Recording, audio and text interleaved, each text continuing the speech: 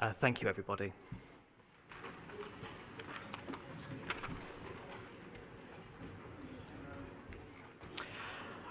Welcome to today's full council meeting, and welcome to members of the public who are attending in the public gallery, those in the conference hall, and those watching via our YouTube channel.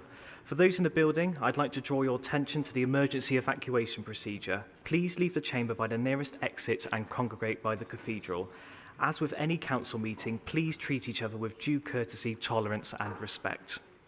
Agenda item number 2, apologies for absence. I have received apologies from Councillors Gooch, Hayward, Rippington and Annie Townsend. Are there any other apologies? No. Okay, we'll move on to agenda item number 3, declarations of interest. Please can I ask whether any councillors have any items to declare regarding items on today's agenda? Councillor Clark. Thank you, my Lord Mayor. Item number 10, my son is serving in the armed forces. Thank you. Thank you. Councillor. Lord Mayor, I have a conflict of interest regarding the Golden Motion debate due to my employment, so I'll recuse myself from that debate. Thank you. Brilliant. Agenda item number 4, minutes of the previous meeting. I move that the minutes of the previous meeting of full council held on the 11th of March 2025 be agreed as a correct record. Do I have a seconder? Lord Mayor, I rise to propose the minutes and reserve my remarks. Thank you, Councillor Wilcox. Can I take it that the minutes are agreed? Aye. Thank you. Agenda item number 5, Lord Mayor's business. I'd like to ask the leader to make a statement on the Supreme Court ruling on the Equalities Act. Councillor Dyer. Thank you, Lord Mayor. This statement is actually in reference to the Council responding to the consultation implementing changes to policies and services in light of the recent Supreme Court judgment. We expressed concerns about the morality, practicality and cost of implementing changes. Bristol City Council is committed to providing and promoting inclusive services for everyone in Bristol, including trans and gender diverse people. Our ambition is to create a fair, safe, accessible and inclusive city where everyone feels they belong and has a voice and an equal opportunity to succeed and thrive. We believe the updated Equality and Human Rights Commission Code of Practice makes this ambition more difficult to achieve, and have today submitted a comprehensive response to the consultation to outline why. I would like to make it clear that myself, my party and this council support the rights of trans people within our organisation and those we serve and support.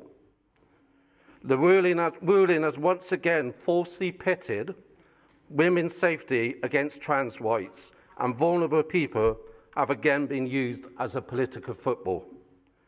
Furthermore, the guidance does not achieve the necessary clarity and risks driving further exclusion and division for some of the most marginalised and vulnerable people in society. Thank you, Lord Mayor.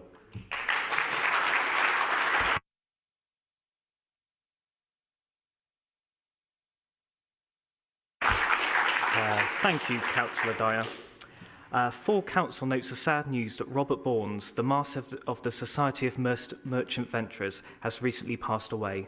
Robert was born and raised in Bristol, graduated in law at Cardiff, then joined Osborne Clark and TLT in Bristol, rising to managing partner.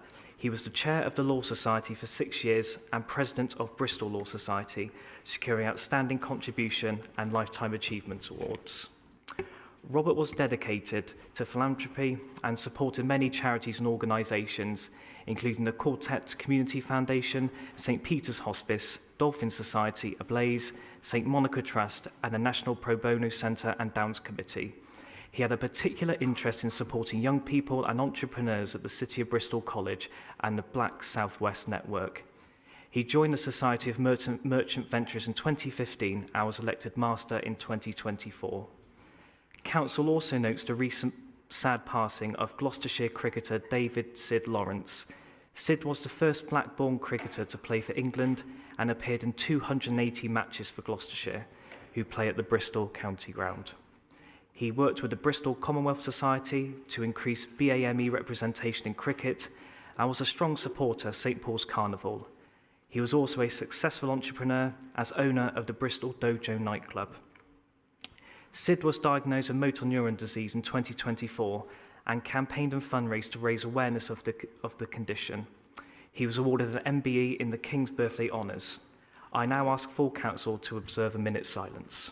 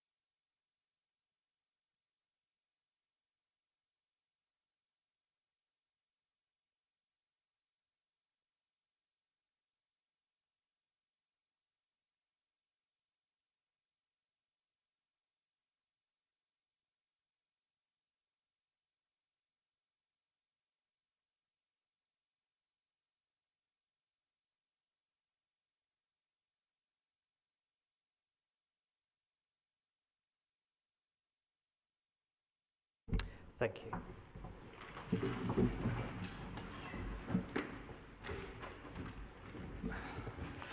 Agenda item number 6, public forum.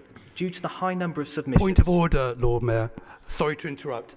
Just regarding public forum, I know there's been an unprecedented amount of public forum today, but members did not receive the pack until about noon today, which means that we didn't have time to properly peruse the statements and questions, which renders it kind of pointless, really. And obviously, a lot of members have day jobs as well. So I'm just wondering if you can work with Democratic Services to ensure that we get these reports in good time. I would suggest Friday before a full council would be a good date to aim for.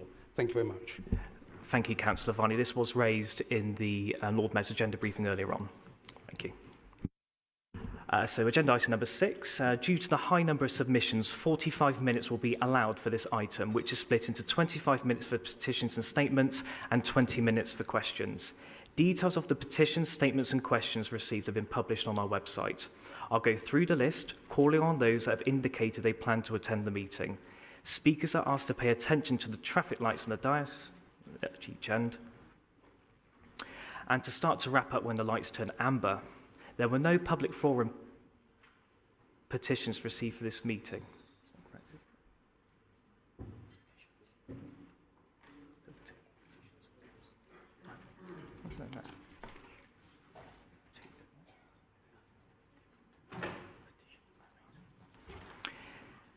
There were a total of 674 public statements received. 44 members of the public indicated that they plan to attend and speak to those statements. They're displayed on the screen and we'll run through those in statements in order. I'll invite each person to speak for 1 minute. Please summarise your statements and bear in mind they were published for councillors and the public to read in advance of this meeting. First, do we have Owen Lord? No. Okay. Public statement question 2. Pippa Miller on caravans on the Downs. Thank you. You have 1 minute. Thank you. My statement was written in a fit of passion and frustration at the state of the Romany travellers on the Downs, particularly by Clifton Downs. As I passed on Ladies' Mile, I saw there were a load of posts recently put in. Delighted I was to find that Romany travellers had now moved all the way across the Downs to sea walls where they were there with their chickens, their horses and the like. So I was horrified at that. Not only that, later in that day, I was then crossing the Downs and I could see all the caravans queuing up virtually to yomp across the Downs where Bristol City councils had only done half of a job. They had only put those posts halfway across Ladies' Mile, allowing all access. Thank you. At 20 other seconds. points. So I would like Bristol City Council to action better on this for the future. So if the travellers do arrive, they are moved on in a more timely way. Thank you very much. Thank you very much. Public question number 3 from Wendy Stevenson on the Supreme Court ruling, sex means biological sex. You have 1 minute. The Supreme Court has clarified that in the Equality Act 2010, sex means biological sex. I present this statement on the 3rd anniversary of the Silver Motion, which stated the Council resolves to recognise and affirm that trans men are men, trans women are women. Following the Supreme Court judgment, the Council must withdraw the motion and its trans inclusion and gender identity policy. The negative impact of the Council's position has been felt by women across Bristol. Bristol Women's Voice excludes most of the women of Bristol because it only wants members who will not question the unlawful presence of males in female-only spaces. SARSAS no longer provides a women-only service. Its definition of women includes men. These positions are not a surprise. When Bristol City Council says that men can be women and women can be men, the Council and Bristol's voluntary sector are part of an ideologically captured, mutually affirming circle. Does the Council accept the ruling of the Supreme Court? Will the Council confirm that it will only award funding to groups in Bristol that fulfil their obligations thank you, under Wendy. the We've run out of Equality time now. Act? Thank you for your statement. Public statement 11 from Gary Hopkins on the athletics and cycling in South Bristol. Thank you, Lord Mayor. You'll be hearing a petition debate about this subject later on.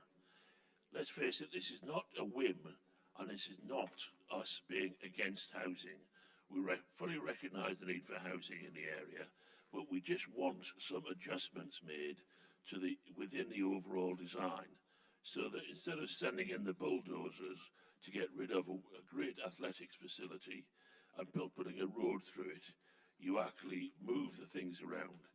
Things have changed since the overall plan was put together, including, as an example, new football facilities close by, run by Bristol Robins, who now in actual fact support our core. 20 seconds, Gary. And I would say to you that you need to look at experience where the council have failed and where community-led groups have actually succeeded, as they will here. Thank you for that, Gary. Public statement 85 from Sarah Lee. Caravan on the Downs. Is Sarah here? No. Okay. Public statement 100. Stephen Lewis. Caravans on the Downs. No. Statement 105. Angela Reader. Caravans on the Downs. No. No. Statement 110, Elizabeth Cunningham, Caravans on the Downs? No. 115, Christine Wright, Caravans on the Downs? Yes?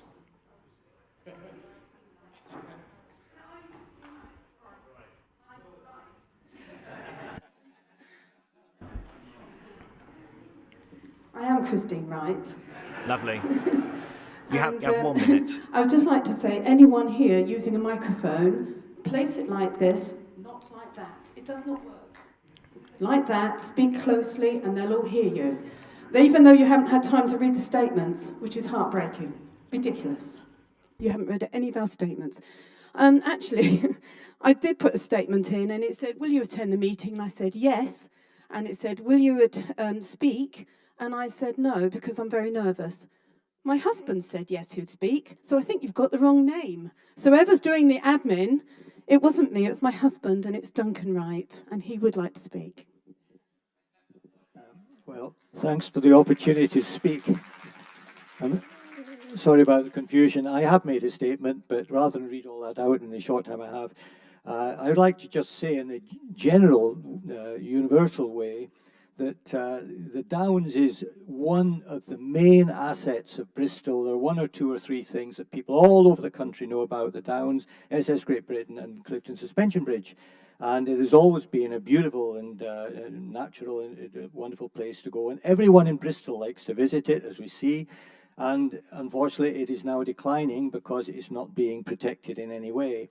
And unfortunately, I hear that well, we have friends all around the country, and we've in fact just 20 seconds, sir. To the east of England, and there everyone asks me what's happening on the Downs. They can't believe it's being allowed to decline in this way, and I really think the whole council, not just the housing committee, should be concerned about the reputation. This is all about a brighter Bristol. Thank you. So your time's up now, so we must move on. Thank you.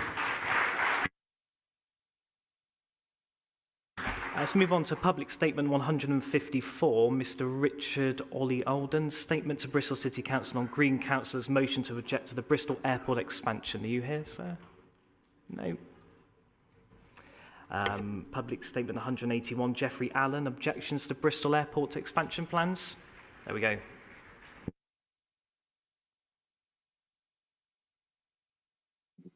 Thank you, Councillors. I object to Bristol Airport expansion on 3 grounds. Firstly, transport.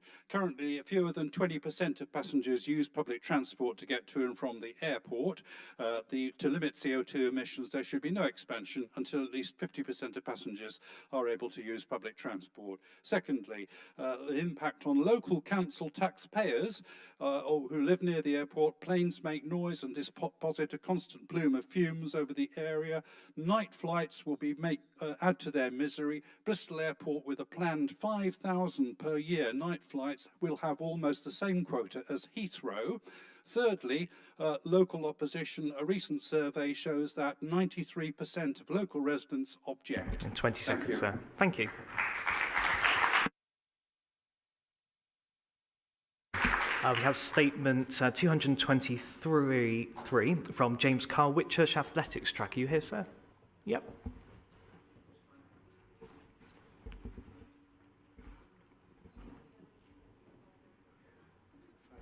Thank you very much, Lord Mayor. Yeah, I'm a UK coach with athletes who are disabled, and I see a major opportunity in South Bristol. Shall I start again? Fine. Sorry about that. Thank you, Lord Mayor. I'm a coach for disabled athletes, and I see a major opportunity in South Bristol in the Hengrove Park campus. At the moment, there is no facility for dealing with disabled athletes in the Bristol area, and the notion that we should destroy Whitchurch track seems absolutely crazy. In actual fact, it's an opportunity because Hengrove Park campus already has a hospital provision dealing with rehabilitation, which needs an outdoor facility, a college with young people who have sports courses needing outdoor facilities, and also a family centre, cycling centre, which is actually already supporting people with various disabilities. Why on earth 20 seconds, sir. We would want to reduce this? Because the possibilities for better health, targeting illness like obesity and so on, putting more pressure on public services. We need to preserve this valuable asset. Thank you. Thank you very much. We'll move on to statement 311 from Tony Nelson, Caravans on the Downs. Yep. Hi, is this the 1 minute question? Or? A 1 minute statement. 1 minute statement, sorry. I moved to Chepstow in 2011 and then to Bristol in 2018. Throughout that time, I've been a regular visitor to the Downs, using it as a beautiful space to spend time with my children, playing games and exploring the wide open, safe landscape. I would jog around it, often during a rare lunch break. The space gave my family and me a sense of calm and peace. It connected us to nature and to each other. These moments helped us through difficult teenage years and taught us tolerance towards each other and towards strangers. But the reverse is also true. A lack of open, safe, green space contributes to a spiral of poor mental health, rising aggression and antisocial behaviour. This is what I'm now witnessing on a daily 20 seconds, sir. With one simple decision not to enforce long-established rules on the Downs, the council have allowed this treasured space to be taken from me, my family, my friends, their families, others joggers, dog walkers and vulnerable individuals who once found peace here. We need to sort this, as you'll hear from my speech. Your time's up now, sir. Thank you.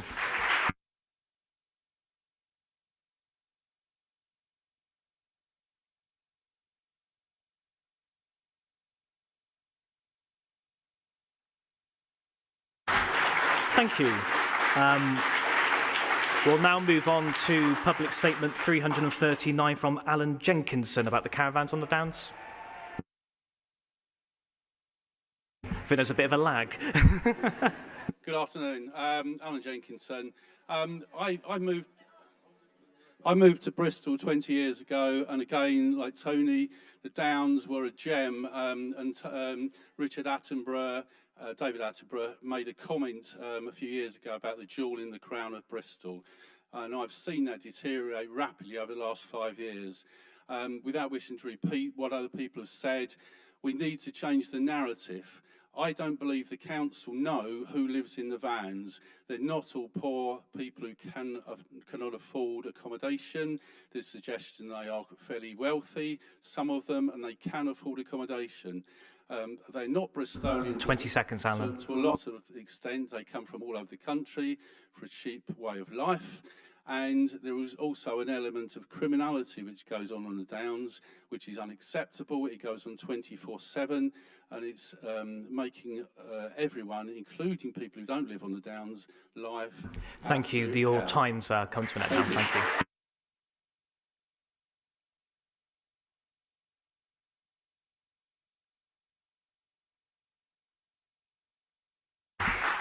Thank you. And just before the round of applause next door, let's move on to public statement 354 from Alderman Steve Smith on the caravans on the Downs, please. Thank you very much, Lord Mayor. Nice to be back. Good to see you in your place as well. If I were to apply now for planning consent to run a caravan site on the Downs, there is no way in a million years it would be granted, and for very good reasons. But, hang on, no time for that, no time for that. What we have now is far worse, through a lack of care and a lack of action. What we have now is entirely unregulated, unsanitary and unsafe. Not only does it detract from the use of the Downs from all of these wonderful people and in there who want to use them, there is nothing kind, there is nothing compassionate about dumping vulnerable people in that situation. The last administration, many of whom are here today, happily spent 8 years doing absolutely nothing about this. The new administration has been here for a year and is thinking about maybe writing a policy. Come on. These people could have written that policy in half a morning. The time for excuses and dithering is done. It's time to take some action and sort this situation out. Thank you, Steve.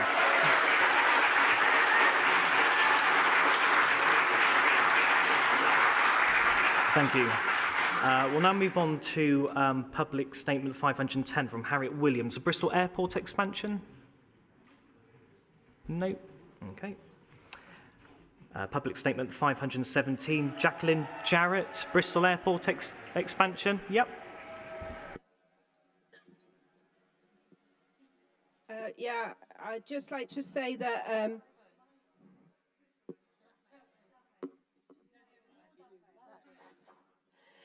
I'd just like to say that with the climate chaos going on at the moment, and the council have said that we must cut emissions, that even thinking about expanding an airport is just plain stupid, because it will make more emissions from the aeroplanes, it will make more emissions from the building of the airport, it will make more emissions for people driving their cars to and from the airport. We just can't even think about doing it, and the council needs to stand up for people. Thank you. Move on to public statement 533 from Tony Jones on the Bristol Airport expansion. Mr. Jones. Thank you. Limiting emissions to combat the climate crisis is challenging because it will involve all of us changing the way we live. However, there is one easy option in the struggle against global heating, and that is, to put it simply, don't do more climate-wrecking stuff. Don't expand an airport.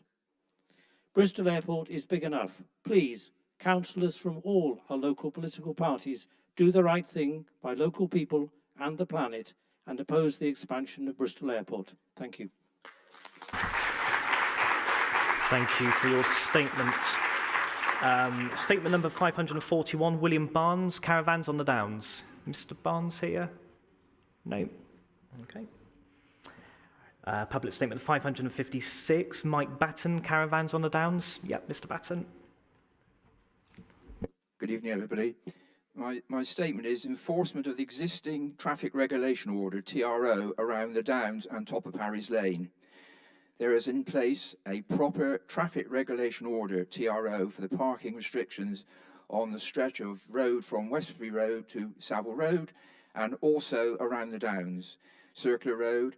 And for some reason, Bristol City Council are choosing not to enforce this regulation. Many members of the public would like to use the Downs for sport and other areas. Please do not cast a blind eye to this matter and make as it makes a mockery out of the parking TROs throughout the whole of the city. Several years ago, the council introduced the 20 TROs, seconds, sir. And they're not being now monitored. And so we need to get parking services up there and start ticketing some people, please. Turning a blind eye to this matter just makes a total mockery of the council's enforcement throughout the city. Thank you. We have statement 565 from Stephen Clark on the Bristol Airport expansions. Mr. Clark here? Yes, he is. Thank you, Mayor. You have my statement, although you may not have read it, I understand, but I won't repeat it. But the main points are, here we are again. The airport are planning to expand again. They want to be half as big again as they currently are. We can all imagine the impact of this on the region. To make it worse, that's before we know the impact of the last expansion. Local residents are completely against the plans. 84% of the 11,000 people who responded last time were opposing the plans. If the airport's chief executive was here, and why isn't he here, by the way, this is what he would say. He would start off by saying that the airport is carbon neutral. Well, yes, except for the planes. 20 seconds, sir. He would then say expansion means more jobs and economic growth. Last time, the business case was stated to be grossly exaggerated when consultants looked at it. Are you beginning to get a theme here about misleading lies and greenwash? We hope and expect that this council will all vote to support, all of you will vote to support this motion tonight. Time's come to an end now. Thank you. Okay, so we'll be moving on.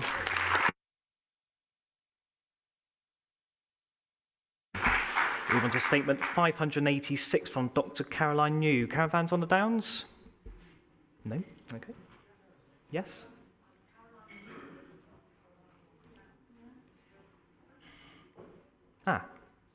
Sorry, madam, what was your... The airport. Oh, well, you have a minute to talk about the airport then. Must be a typo. Hello. It's astonishing that we are here again. It's astonishing that despite the fact that there's plenty of evidence going right back to that council meeting in North East Somerset, there's plenty of evidence that people in the region do not want the airport to keep expanding. We do need an airport, and we have an airport, and it's big enough. But the previous owners, I think they've either sold it or are selling it, and the previous admin in the airport were allowing night flights on the most feeble pretexts that went way over the quota that they were allowed. 20 seconds. That's the suffering of the people under the flight paths is unconscionable. It's got to be stopped, and we hope that this council will do it. Thank you for your statement. Statement number 226 from Samira Muse, East Bristol Liveable Neighbourhood Scheme. No? Okay. Statement number 648, Chris Millman, expansion of Bristol Airport. Yep. I was waiting to speak about the Downs because I made a statement about that, which also appears on your other sheet here. So hopefully you've read my statements on both those subjects. So I won't repeat them now. I'll just make an observation about a funeral I went to yesterday, after which the family photograph albums were laid out. And looking through them, I was struck by the number of those photographs that featured people, family groups photographed on the Downs, often returning to the same spot generation after generation, through all the years of the last century. And that's taken in a spot where you couldn't visit today. If you did, if you had a picnic there today, you'd be intruding on the lives of people who are living there, which nobody wants to do. But it can't possibly be a solution to the rental crisis 20 seconds, Bristol, sir. or for homelessness in Bristol, to have people come and live on the Downs. That's a complete travesty. We have to find other solutions to that, which I believe are available. Thank you very much. Thank you.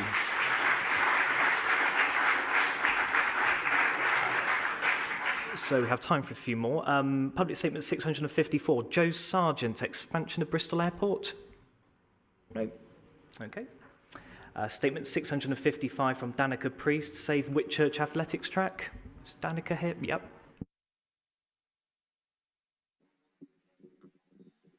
I'm going to give my time to somebody else.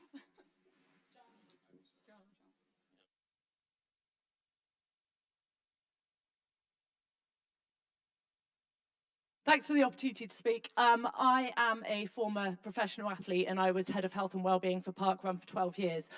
And I believe that sport and physical activity have tremendous, tremendous power, but it is absolutely vital that Bristol Council harnesses its potential to address some of the pressing socio-economic challenges that the city faces. Growing levels of ill health, rising health inequalities, community disconnect, rising level of crime, to name but a few. But harnessing its potential requires an environment that encourages, facilitates, and sustains active lifestyles. And I believe that the planned demolition of the 52-year-old Whitchurch athletics track is antithetical to the council's vision for improved health and well-being and reduction in inequalities. I made Bristol my home because I believed it had such a strong, loud, 20 sporting seconds. heart. But I believe that heartbeat is becoming increasingly faint. I respectfully urge the council to consider the very, very real social cost of losing this incredible asset, an asset that is benefiting communities of South Bristol and beyond. Thank you. Thank you for your statement. We have to statement 622, Melissa Toppings on the East Bristol Livermore neighbourhood. Is Melissa here? No? Okay. So I think we have time for one more question. So we'll move on to question 673 from Matt Saunders, Cumberland Road busgate compliance.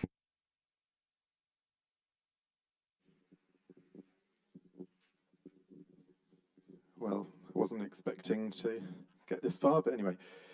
Last year, the Cumberland Road busgate had issued over 60,000 penalty charge notices, which is more than any other in the entire country.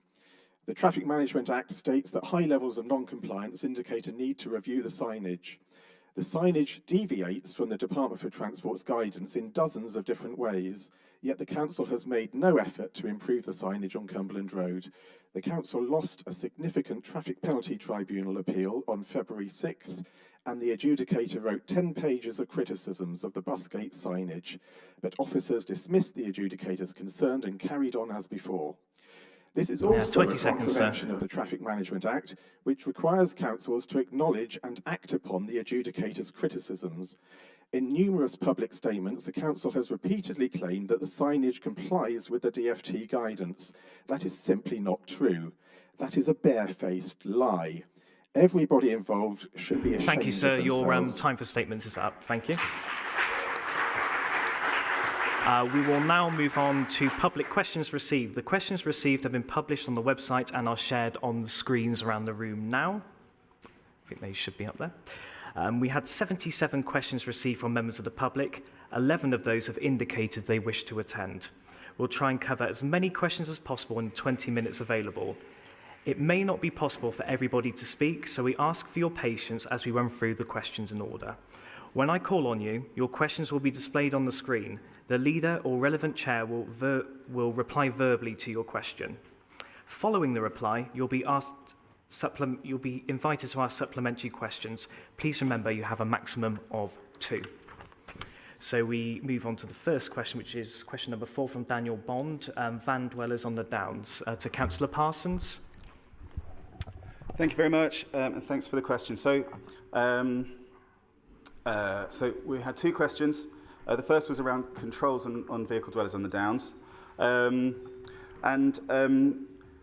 this question contains something of a misapprehension, but also something that I think is really, really interesting and important.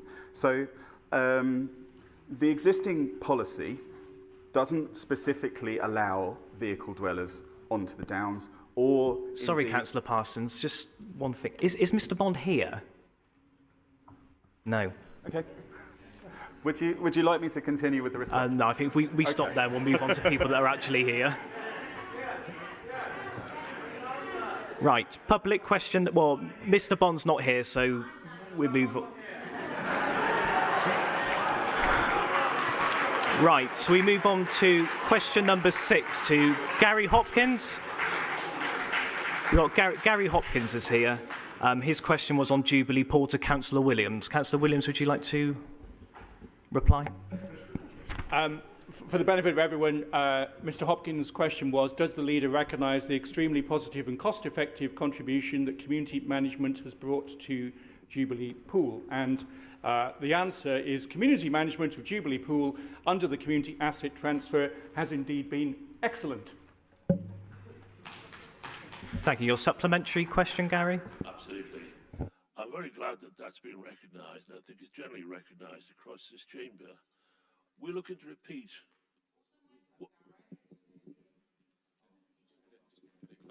We're looking to repeat with the athletics track what was achieved at Jubilee Pool. The council could not run Jubilee Pool. The community is doing a great job, and we know that the company that's been set up with the support of the Sorry, Gary, can we just move on to the supplementary, please? We've got quite a few to get through. Thank you. Can in actual fact produce the results, and everybody within this chamber ought to be looking Question, please. ought to be looking at what we're actually proposing, and I would ask that we get your support to actually examine the detail. Is this a question? Can we just move on to the supplementary question, please? You just stop me asking the question. Carry on. We look for your support in terms of the council working with the community to develop this facility. Will we get that? Lord Mayor, this is some way off a supplementary on Jubilee Pool, but I'll endeavour to address it as it has eventually been asked. As I understand it, about 150 new homes are going to be built on this site, which have planning permission. It would be very difficult for me to say that that now needs to be halted in order to use this facility. But we're having a petition debate about this topic later on, and I think I better say no more about it because I'm not the speaker on that issue. Thank you, Councillor Williams. Public question number 7 is Gary Hopkins again. ASB in South Bristol to Councillor Williams. Yes, Lord Mayor, the question was about rising antisocial behaviour in Hengrove and other parts of South Bristol, and what Mr Hopkins refers to as the historic hotspot of Newquay Road, and asks whether community partnership working with the police has had an effect.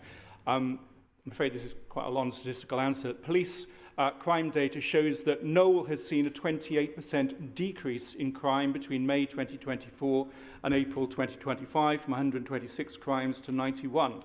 In the same period, offences in Hengrove remained fairly similar throughout the same period, 226 crimes in May 2024 to 224 crimes in April 2025. So there's no statistical variation there at all. There has been continued excellent community partnership working in between the local community, business owners, the police, the council and others to address issues around Newquay Road shops. And I'll stop there to allow Mr Hopkins to ask his supplementary. You got it wrong with saying that we want to stop the house building. We don't. And we were very specific with regard to that. With regard to the antisocial behaviour, we had a visit just a few days ago from the Chief Constable. Sorry, Gary, can we just have a question, please? Because instead of a statement leading to a question, because we have got quite a few questions to get through today. Will you pay attention to the comments made by the Chief Constable when she visited our group and saw what could actually be happening and what positivity can come from community working with the police and other agencies? Well, Lord Mayor, I wasn't witness to whatever the Chief Constable said, so I'm not sure how I can pay attention to it. But the Council, officers who report to my committee and our Communities Division work collaboratively with the police in order to reduce the incidence of crime and the fear of crime across our city, and in particular, of course, with knife crime being a concern amongst many young people. That partnership working is effective. It's part of the prevention agenda that is now part of our corporate plan right across the council. It's something that this administration fully supports. Thank you, Councillor Williams. Public question 22 from James Kyle on the Whitchurch Athletics track. Is James here? No? Okay. He is, right. It's very, very simple. Has the council... So we'll let Councillor Williams answer your question, then you have a supplementary question. Right. I won't read out the whole question, Lord Mayor. I'll just give the answer. The Whitchurch track was decommissioned for purposes of athletics back in 2010. Since 2009, the Bridge Learning Campus has had the City of Bristol Gymnastics Centre, artificial pitches, sports hall and dance studios. We've also got Hengrove Leisure Centre with a 50-metre swimming pool, learner pool, fitness centre, sports hall and climbing facility. There are other pitches, pavilions and multi-games areas in South Bristol. And of course, I'm sure many people will be aware of the very welcome announcement made by the Bristol Robbins Foundation about investment in Fulwood as well. So there is lots of provision in South Bristol and more is to come. And do you have a supplementary question, sir? This seems very reasonable, but it doesn't actually deal with the question of disability and the access that's provided by outdoor sports coaching and development, which is definitely required in South Bristol area, dealing with health problems like obesity and dealing with the social problems that the police have already identified. Are you really telling us that you're going to ignore the time bomb of carrying out this terrible idea of reducing the facility and support to disabled people in South Bristol? No, that's obvious, Lord Mayor. That's obviously not my intention, or indeed anyone else who's worked on alternative provision in the city. There is alternative provision in Whitehall, a 6-lane track that was extended, and also at Filton, where a 6-lane track was extended to an 8-lane track, and an 8-lane track available in Yates for athletics as well. Our sports officers who report to my committee, Lord Mayor, are just starting a review of our artificial sports provision, our indoor sports provision, everything apart from green playing pitches, which is the subject of another strategy. So there will be plenty of opportunities to ask questions at my Public Health and Communities Committee about this issue as this strategy evolves. So it's not a closed matter at the moment. Thank you. You had one supplementary question, sir. You've had your question already. So we'll move on. Yes. Sorry, what you've given a misleading statement. No, you've had your supplementary question already, sir, so we're moving on. Public question 28 from Matt Saunders on the Busgate, and that's to Councillor Plowden.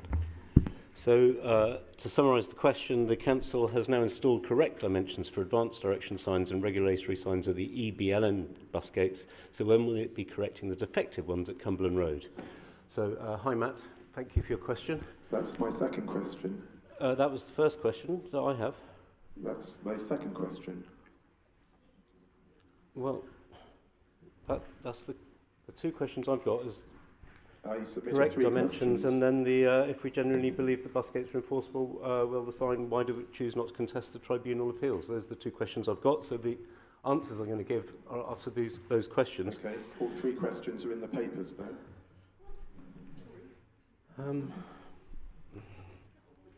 Well, I'm going to say thank you for your question. I've only seen two of them. We have had an extraordinary volume of administration to get through. The regulatory bus signage is defined by the traffic signs regulations and general directions, and further guidance is set out in the traffic signs manual.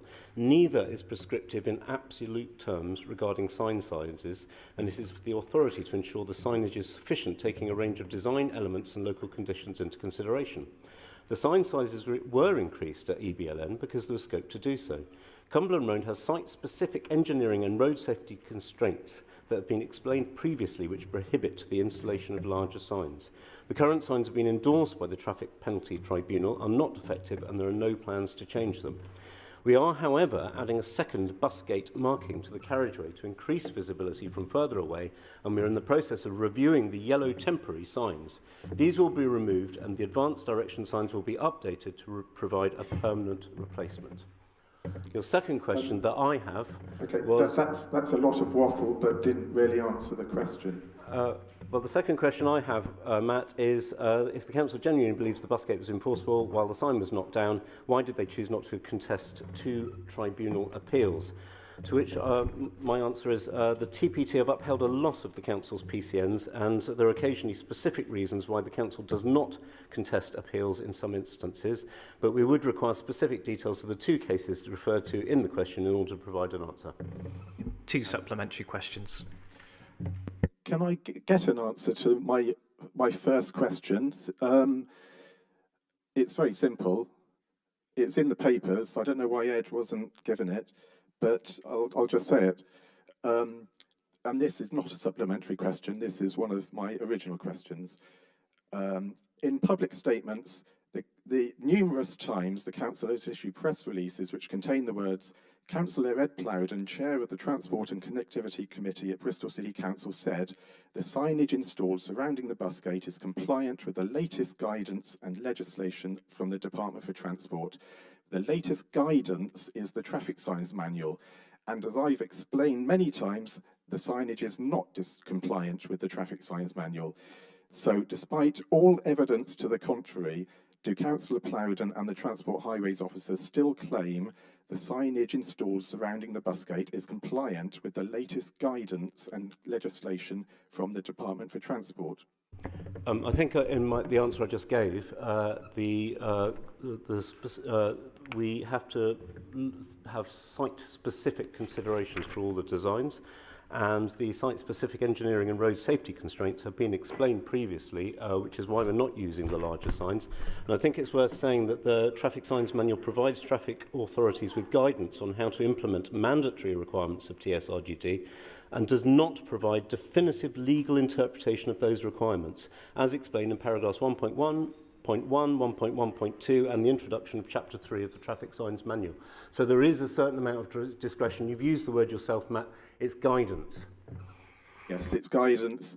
I'd like to ask your 2 supplementary questions now. Which have not been followed, and there are not site-specific limitations. There's plenty of space for signs the correct size. That's all complete bullshit, basically. Please don't use language like that in here, okay? If you can just ask your 2 supplementary questions, please. Members won't tolerate verbal abuse. The third question was, back in November, I pointed out to the full council that an important sign at the bus gate had been knocked down and not replaced for about 3 weeks. So I asked for assurance that the council was not enforcing the bus gate when the signage was out of action. And I didn't get that assurance. I made official complaints. I got fobbed off. It was dragged out for 4 months. And meanwhile, and I was eventually told the bus gate was enforceable because there were other signs nearby. But meanwhile, 2 drivers in November and February appealed to the Traffic Penalty Tribunal, and the council chose not to contest those appeals, which is an obvious admission that they weren't I'm sorry, sir, can we just get to the question? We've got many more questions to get through and we haven't got much time. So if we could just summarise and get to the 2 supplementary questions, please. Okay, well, I'll ask Ed then. When you gave us that response, whatever it was, about the reasons why the council didn't contest those cases. My question was, why did the council not contest those cases if it was confident the bus gate was enforceable? When you gave me that response, were you aware of this decision from 29th of April? Sorry, sir, we had your first supplementary question. Could we just move on to the second one, just so Councillor Plowden can ask, please? Well, I don't think I've had any supplementary questions yet, but this is it. Were you aware of this decision from the Traffic Penalty Tribunal on 29th of April, where adjudicator Brennan This was for a driver who went through the bus gate in November, and adjudicator Brennan wrote, "A Google Street View photograph taken in October 2024 shows the warning sign nearest the junction has been knocked over. I have seen a photograph that the appellant states was taken on 8th of November, which shows that the sign has been removed. The video at evidence 16 was taken on 12th of November and shows the sign had not been replaced."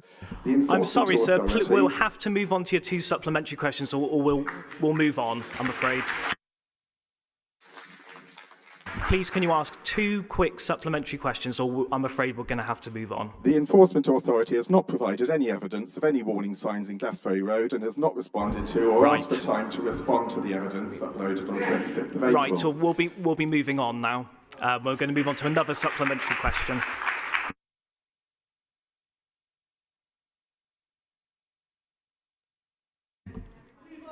Right.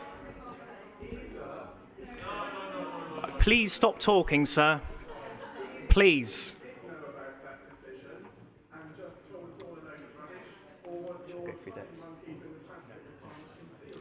Right. Thank you, sir. Right, so we move on to probably our last question for members forum, public question number 30 from Tony Nelson regarding the van dwellers. I know Tony's here. Your questions for Councillor Parsons.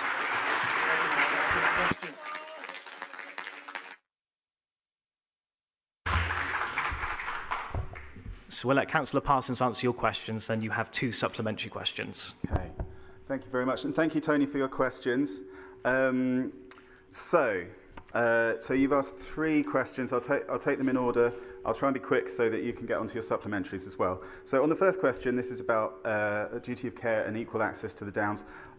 Absolutely, the council recognises the Downs is a public open space, and as such, it's accessible to Bristol residents, to visitors, to tourists, non-residents, and it's our responsibility to make sure that that's always the case. On your second question about health and safety obligations, so the council does have a dedicated team for the Downs, with the support of other council services, and across these teams and services, the Downs is carefully managed. Those teams. I might get a bit more laughter as we go along, but I'll get through these and then you can ask your supplementaries. Those teams do work to manage the Downs really carefully, assess site risks and minimise issues as far as possible. Obviously, it's a huge challenge, but it's a very large space with thousands and thousands of users. But this is done under the guidance of the Downs Committee as well. Can I have quiet in a public gallery, please? Thank you. Your third question is about failure to enforce bylaws. Now, bylaws do exist for the Downs, and they seek to control a number of behaviours. Overnight camping is not one of them. The erection of structures, including tents, is. And similarly, public decency is also not covered by bylaws. These things will be covered by other elements of the law. So bylaws do seek to control vehicle use. Vehicles aren't permitted anywhere on the Downs where there isn't a public right-of-way, but they are where there is, including the adopted highway. Bylaws are designed to deal with persistent and nuisance behaviours, and where other regulations apply, it's generally more appropriate to use these. They're generally more effective, more efficient. On to your supplementary questions. Thank you, Councillor Parsons. I appreciate the time you've taken to write those answers. I'm only going to ask 1 supplementary to make up some time, so we can move on from Bus Lane Gate a little bit. So the question I have is what collaboration and consultation are you doing with Avon and Somerset Police in order to encourage them to be more proactive in managing the vast amounts of antisocial behaviour on the Downs, whether it is or is not covered by a bylaw?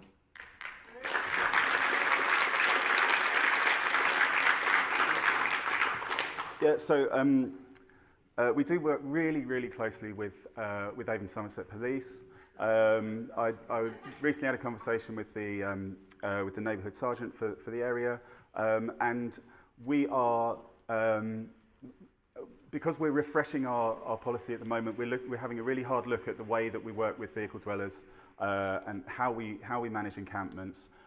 We're going to be working really closely with the police on that to make sure that we are that we and the police are using our powers appropriately, and really crucially as well that we're explaining to the public and we're able to kind of make it clear and make people understand what we're doing and why we're doing it, because we know that at the moment that's not very clear.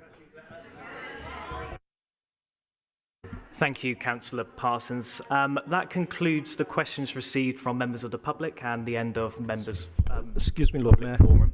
I'd like to raise a point of order, please. What point of order would you like to raise, Councillor? Lord Mayor, it's been a really difficult meeting for me, to tell you the truth, today. But I rise on a point of order under Rule 21 of the Council Procedural Rules concerning public submissions.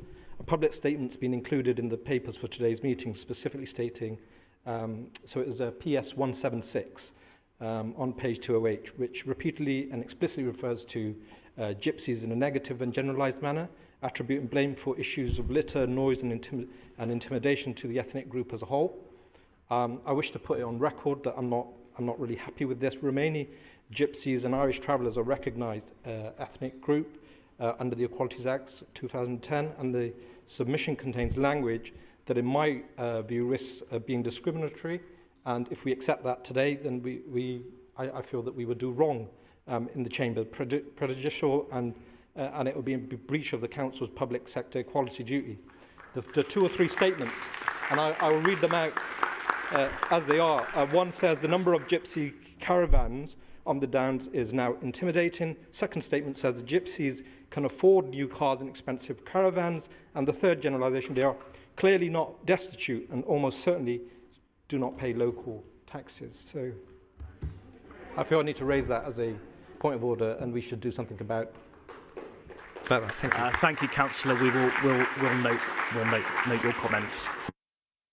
So I'd like to inform members of the public that the adjournment for today's meeting is expected around 7:30. I invite you to remain if you'd like to hear the other items on the agenda, but if not, please leave as quietly as possible.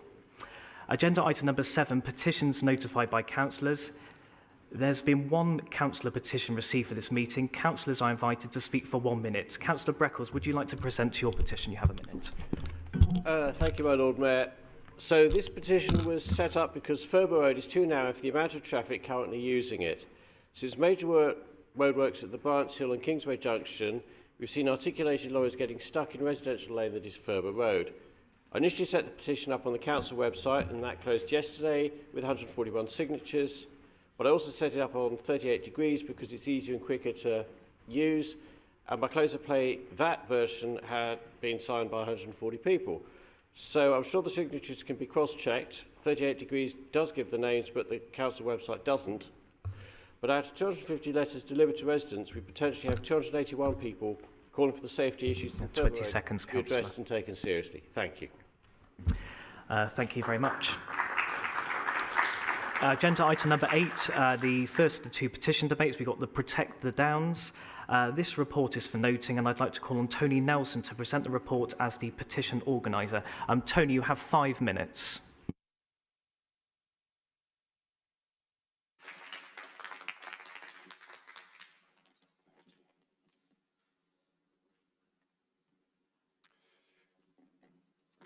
Ladies, gentlemen, councillors, thank you for the opportunity to address this full council session. My name is Tony Nelson, Chair of Protect the Downs Community Action Group.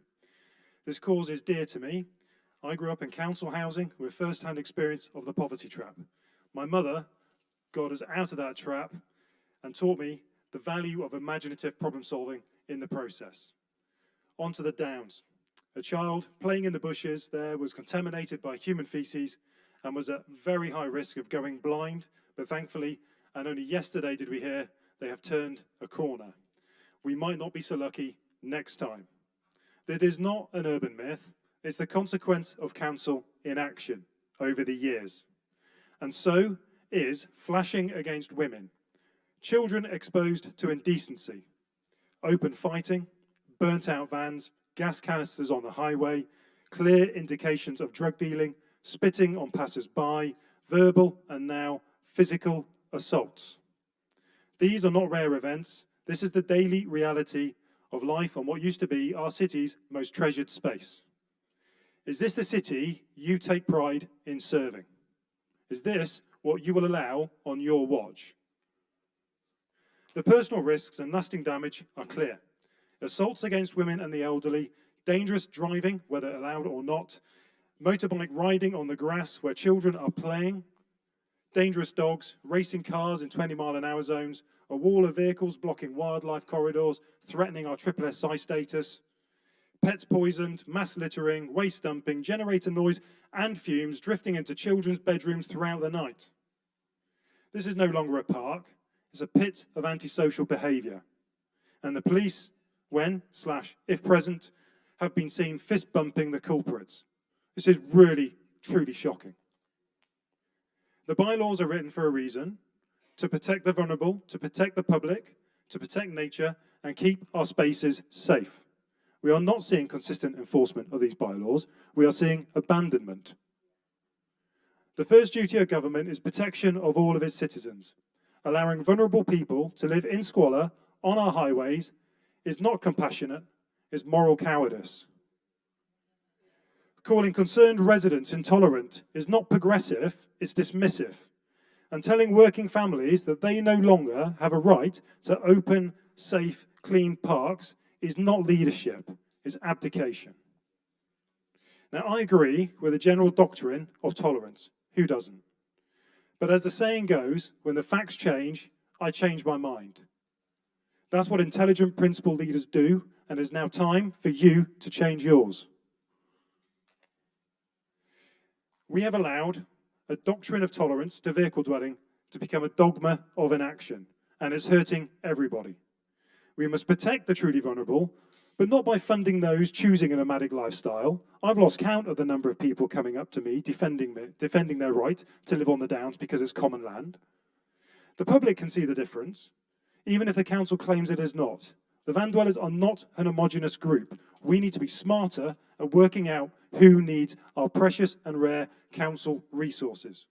We are asking for basic, reasonable measures. Enforce the rules that already exist. Identify those eligible for support.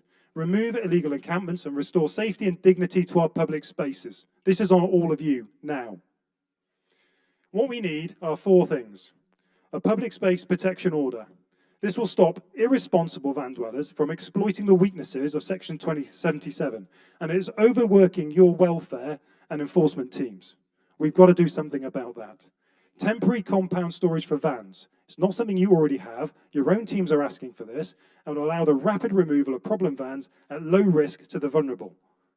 Temporary triage sites, a new concept. We've got to start thinking about new ideas. This will allow van dwellers to be relocated and supported quickly. You can focus all your resources and all your outreach to a concentrated group of van dwellers on currently unused sites. All I'm hearing are excuses about why you can't use certain facilities. Start thinking around these problems. It's on you. All this could be so easily implemented to restore confidence in our elected officials and your high-paid senior staff. You can act 20 now. seconds, Tony. All that's missing is your political will. Challenge your staff. Other councils have succeeded in maintaining public order. Why is Bristol failing? Show that you have the political talent to solve this inherited long-term problem. Thank you for listening.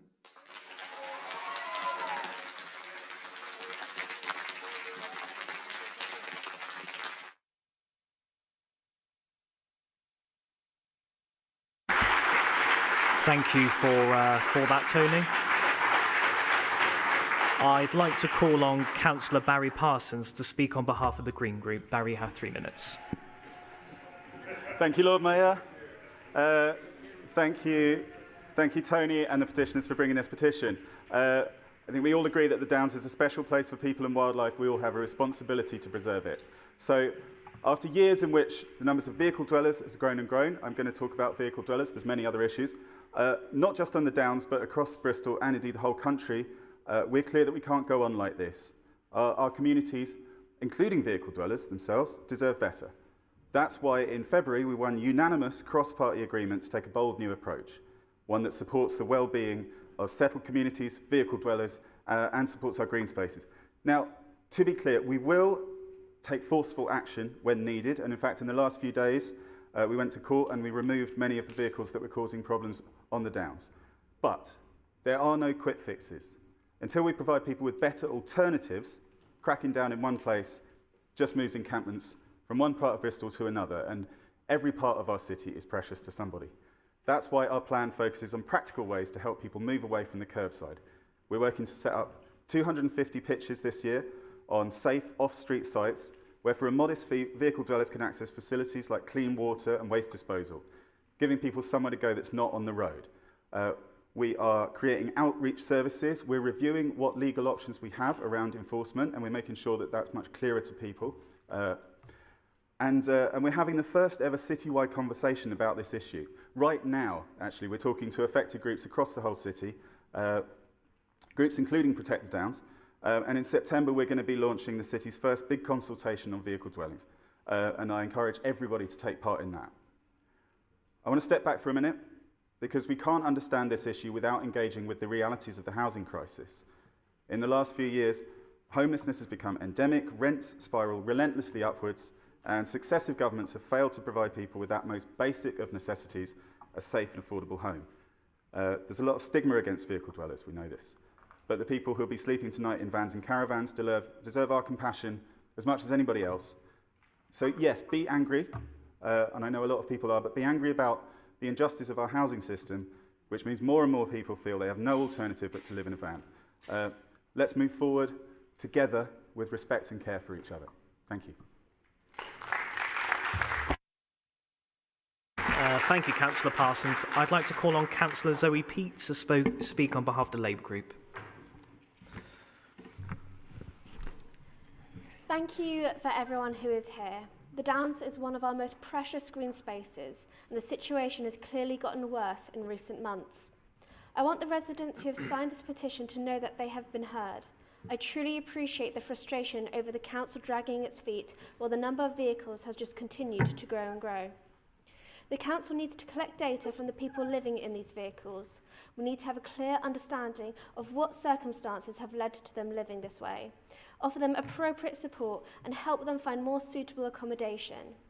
While there most certainly are people who choose to live in vans freely, we cannot underestimate the toll that the housing crisis has had on Bristolians, with the average rent having increased £400 in the last decade. The council needs to find suitable alternatives, more temporary accommodation, innovative housing schemes like Z-Pots, We Can Make, and most of all, build more council housing. Yet at a time when the council should be investing in more housing, the administration has cut the house building pipeline by 76%.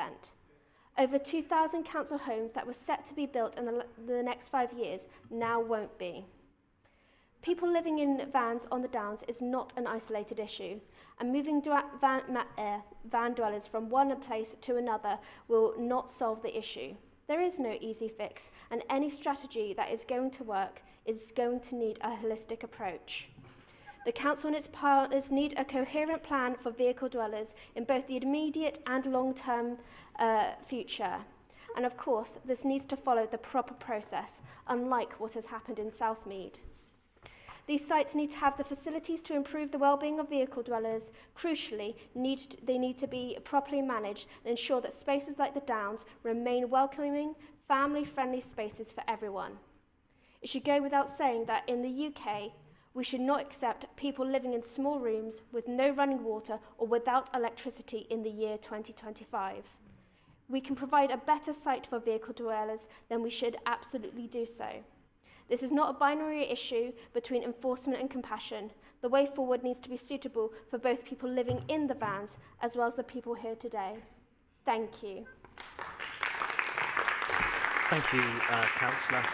I'd like to call on Councillor Stephen Williams to speak on behalf of the Liberal Democrat Group. Thank you, Lord Mayor. And I'd like to start by thanking Tony Nelson for giving us this opportunity to discuss this issue for the first time properly in full council, and also to thank you personally for the positive engagement that has taken place in between the two of us in person and in writing as well. Lord Mayor, the Downs is precious to all of us. right across the city. It's precious to the residents I represent in Westbury-on-Trim, Henleys and Westbury Park, to all of the neighbouring wards, and indeed across the whole city. It should be an amenity available to all of us. It's 40 years since I came to Bristol. I lived for my first 2 years in Bristol in Wills Hall, right on the edge of the Downs, and the very first thing I saw of Bristol was the Downs, walking to lectures for 2 years. So it is precious to me and to my family and to friends who I've brought to Bristol to see it as well. A couple of months ago, Councillor Parsons and myself went on a private walk around the Downs with our education officer to better understand the impact on the ecology of the Downs by the various encampments that were rife at that time. Since then, the Council has acquired the necessary legal powers in order to move on far more swiftly the illegal encampments that are trespassing on Council land, and I hope people have noticed the difference just in the last week. But vehicle dwellers are a different group of people, and our starting point that these are people who are living in vans, caravans, and even horse boxes on the highways in our city. These are our fellow residents. They are not transient visitors to the city. Many of them are renting these caravans in an awful state from undeclared landlords. We don't know who they are. They are a new class of slum landlords. We agree across the administration that living on the highway for about 800 people is not tenable for the city. It's not tenable for them either in most cases. That's why we are committed to finding new pitches for people who wish to live that way can move their vehicles. It's why we are committed to providing for all of these people, 800 people possibly, maybe 1,000, a health and welfare interview to better understand that group of people, to understand their needs and see how we can help passport them into housing. In order to enforce against caravans, we need to close the legal loophole. I've written to Darren Jones asking for help on that, and I urge everyone for whom he is your MP to do the same, so we know who the caravan owners Councillor. are. Lord Mayor, the Downs is a precious amenity for all of us, but we have to balance that with our duty to make sure that all of our fellow citizens have a safe and secure home to live in. For the people who are living in the vehicles, think of the temperature at the end of this week. None of us thank you, Councillor Williams. Your so we have to time's balance come to an end now. Ecology with that housing need, that housing emergency. Thank you. I'd like to call on Councillor John Galandris to speak on behalf of the Conservative Group.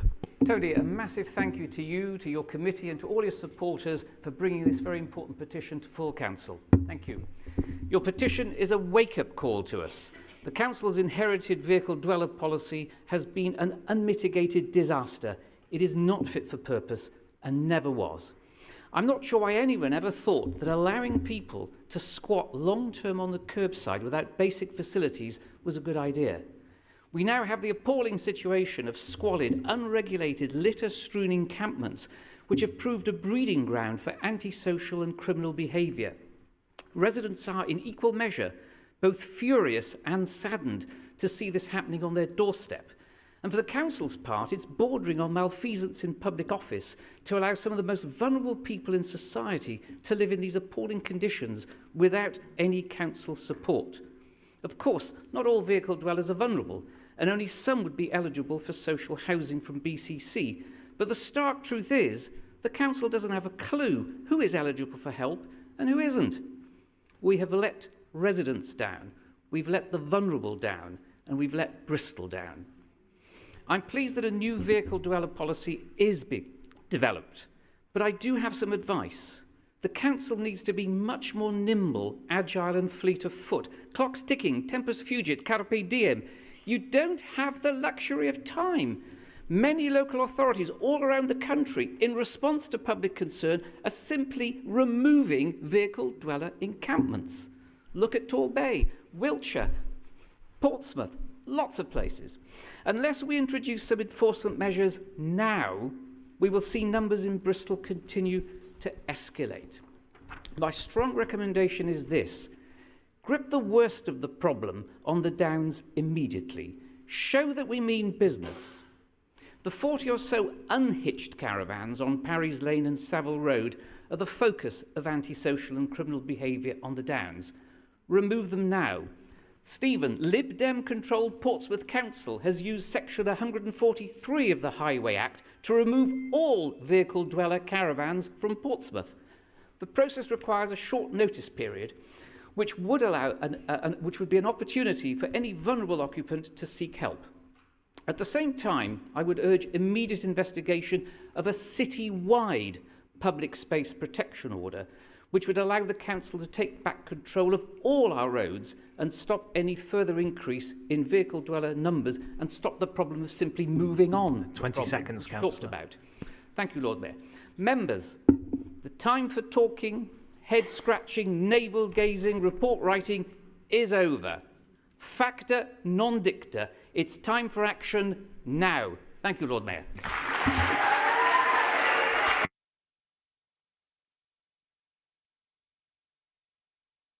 Thank you, Councillor Galandris.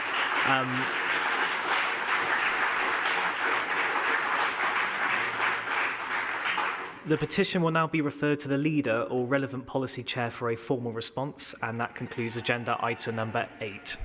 Agenda item number 9, the petition debate to regenerate Whitchurch athletics track. This report is also for noting, and I'd like to call on John Pearce to present the report as the petition organiser. John, you have 5 minutes.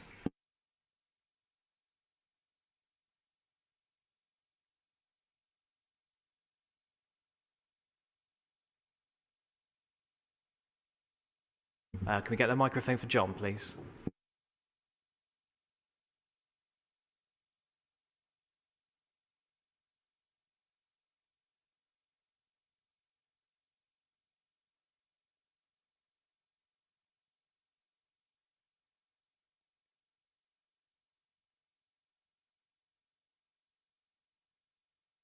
Right, please, can we leave the public gallery quietly, please? Thank you. Thank you. Thank you, Lord Mayor and Councillors. We believe the Bristol Family Cycling Centre and Whitchurch Athletics Track are valuable community assets for South Bristol. The Bristol ward profiles clearly show that areas of South Bristol have poor levels of health, inactivity and obesity. For example, in Hartcliffe and Withywood, which are adjacent to the track, 62.6% are overweight or obese, compared to the Bristol average of 47.7%. 44.8% in these areas do regular exercise, compared to 67% in the rest of Bristol. In terms of crime, the profiles show that these areas have 12.7% higher crime than the Bristol average, and over double the amount of crimes involving youth offenders. Avon and Somerset Police Inspector Terry Murphy is supporting our campaign and quotes, "We work regularly with vulnerable youths who are at risk of offending. Programs based around young people, structure, discipline, a sense of belonging and something to aspire to. For some, it's the first place where they have encountered mentorship, encouragement and belief in their potential. For others, it has simply been a safe place to go when other options were lacking. This is why we and over 4,000 other Bristolians believe this facility has a future in South Bristol. The Green Party policy on health and well-being is prevention over cure, and the policy on neighbourhoods is to enhance local communities and promote sustainable neighbourhoods. The 2024 manifesto proposes green spaces and developing sustainable urban planning strategies to enhance community well-being and environmental sustainability. Only recently, the Labour government is pledging to spend £900 million on major sporting events and facilities, and Hartcliffe has been identified as a trailblazer neighbourhood with funding designated in supporting communities that have been left behind. To close this track in this current landscape would make no sense. Athletics is one of the few sports which is completely accessible to everyone, regardless of economic status, and if regenerated, could be a huge service to local schools, youth groups and communities. As part of our campaign, we have led assemblies in 7 South Bristol schools and spoken to over 1,000 children. The desire to see these facilities regenerated is absolutely immense. Accessibility is one of the main barriers to those from underrepresented groups accessing health and fitness, so removing this out of area to a low socioeconomic Removing this out of an area of low socio-economic backgrounds would increase, not remove, these barriers. As a parent of 3 children living in Whitchurch, my wife and I, as any parents do, want to give their parents opportunities. There's football, there's swimming, there's cricket, there's athletics, there's after-school clubs, there's the cost of being members to these clubs, there's the fuel getting to and from, all of which carry costs. We've got 3 kids. It gets expensive. Any parent wants to see their children succeed and do well in life, and having facilities where these pursuits can be developed is vital. When the Gorham Homes Master Plan for Hengrove Park was first produced, they weren't aware of the new Robins facility that is going to be built on Philwood playing fields. This is a change. They weren't aware of the £900 million that's been invested into South Bristol. This is changed. The new playing fields on Philwood Broadway that are going to be built. Why are we now building new football pitches on Hengrove Park a mere 10 minutes away? Why can't we broaden the offer for young people in South Bristol and provide athletics? Athletics is an amazing way to get fit and to improve your health and well-being. The South Bristol Hospital we are looking to work with to provide opportunities for rehabilitation following operations. We're linking in with the South Bristol Sports Academy. They've got a new sports curriculum starting in September. They're really excited about the idea of an athletics track so they can offer further opportunities to their students. We're looking to partner with the Robins Foundation and the Bristol Bears Foundation, who are also in support of our campaign, and also the 224 Youth Zone, which is a short distance away. We will be able to partner with them to broaden the sports offer they could be made to their young people. Jubilee Pool, as 20 seconds now, John, is a great example of a local project that has become successful because the community took it over. In closing, we were recently supported by Karen Smith, the MP for South Bristol. She received a letter from the leader of the council in which the following things were said. Thank you, John. Your Conditions time's up now. attached to the outline planning consent do not limit... Mr. Pearce, your time's up now. We must move on. That was a quick 20 seconds. So Conditions attached... Can I just finish sir, this? your time's up, so we'll be moving on now. I'd like to call on Councillor Toby Wells to speak on behalf of the Green Group, please.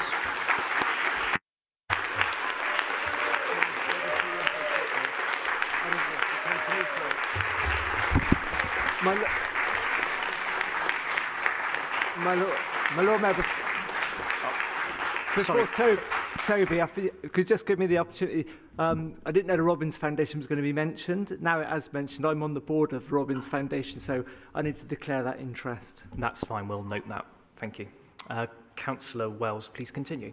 Thank you, Lord Mayor. And I want to start by thanking the group that have brought this petition. Their passion for South Bristol, for sports, and for the well-being of our future generations. It comes across loud and clear. I also want to acknowledge the fact that communities in South Bristol have been let down by this council over successive administrations in the past who have done little to tackle the inequalities there in terms of deprivation and quality of life. John, I've been looking in the same places as you for statistics, but I've got some different ones. The wards surrounding the track are often featured in the bottom 5 wards for health indicators, with less than half of people in Hartcliffe and Withywood getting enough regular exercise, and only 45% of people in Philwood playing sport at least once a week. As a Green administration, we are determined to turn these statistics around. We will not let down the people of South Bristol. Under the plans signed off by the previous Labour administration, hundreds of new homes will be built in South Bristol. It is important that we deliver these homes, but we must ensure that this is done without removing facilities for current residents and future ones alike. Speaking as a runner, and I did nearly wear my running kit, but I was talked out of it, I understand the need for athletics facilities and how that's different from other recreational running facilities. In the running community, I've heard many tales of people sneaking into the track in the early hours of the morning through the gap in the fence. I won't name any names. Running is an incredibly accessible sport. All you need is a pair of trainers and a bit of determination, whether that's a couch to 5K, a park run, 100-metre sprint, or an ultra marathon. Running brings so much happiness, health, and fulfillment to all sorts of people. It's imperative that we keep the barriers to entry for running low for people across the city. The new family cycling centre in Lawrence Weston will be state-of-the-art and will offer a quality probably higher than what can be offered at Whitchurch, but it's incredibly difficult to access for people south of the river. So we do need to consider that and make sure there's the right access in place. I'd like to offer my strong support to the campaign to re-provide athletics facilities in South Bristol. I'll work with you, the community, with the other South Bristol councillors from all the parties, with the committee chairs and the leader of the council to find the solution, ideally without delaying the delivery of the housing that we need. There are options available which could be financially sustainable, offer a wide range of public access, and have more opportunities for spectators than the current Councillor Welsh, you have 20 seconds. I'll also work with the Family Cycling Centre on their outreach programme to ensure that there are still options for South Bristol families to learn to cycle safely in their area. To the South Bristol community, I know we have a lot to do to rebuild your trust in the council, but I'm committed to working with you to make that Councillor Welsh, your time's Thank up you now. for coming here tonight.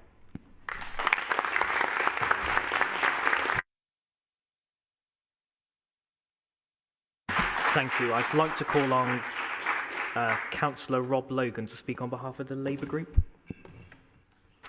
Thank you, my Lord Mayor.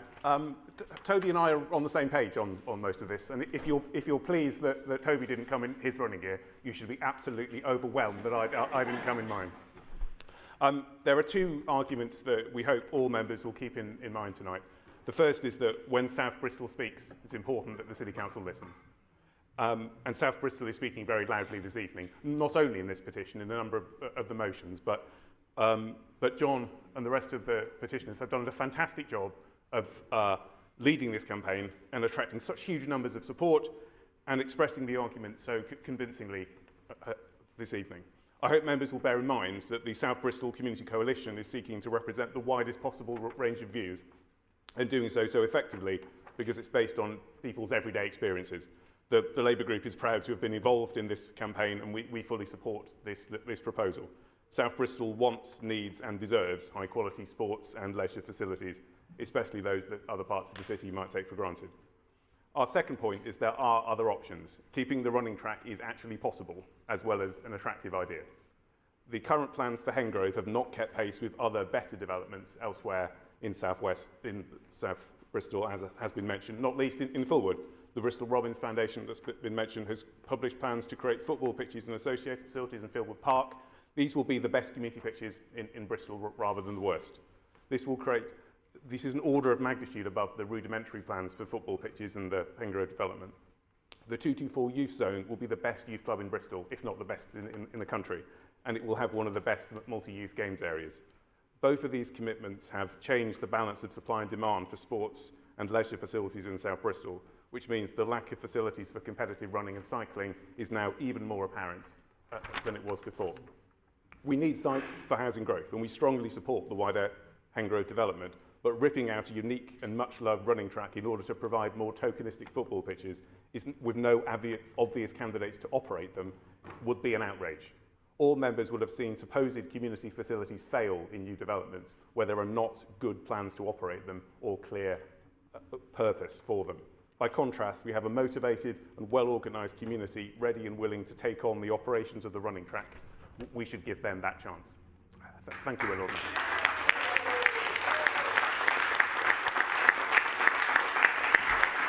Thank you, Councillor Logan. I'd like to call on Councillor Tim Kent to speak on behalf of the Liberal Democrat Group. Thank you, Lord Mayor. I'd like to thank the speakers and those that have led this campaign that has brought this petition here tonight. So John, Carol, the many other volunteers, thank you for bringing this debate. The substantial numbers of signatories shows the hard work and dedication that they have put into this campaign and the concern of many in our community about the continued loss of leisure and sporting facilities. It is clear that in South Bristol we need such facilities as this track. Let me be clear on that point. The planning permission for the development of Hengrove Park is not one that I supported. I supported the neighbourhood plan, and that had a better vision for our park. The development that was passed several years ago, which was supported by Labour and Green councillors, breached the neighbourhood plan but that is the planning permission that now governs the development. That we need to be clear and realistic about that. I agree with the petitioners that South Bristol needs a facility it can access.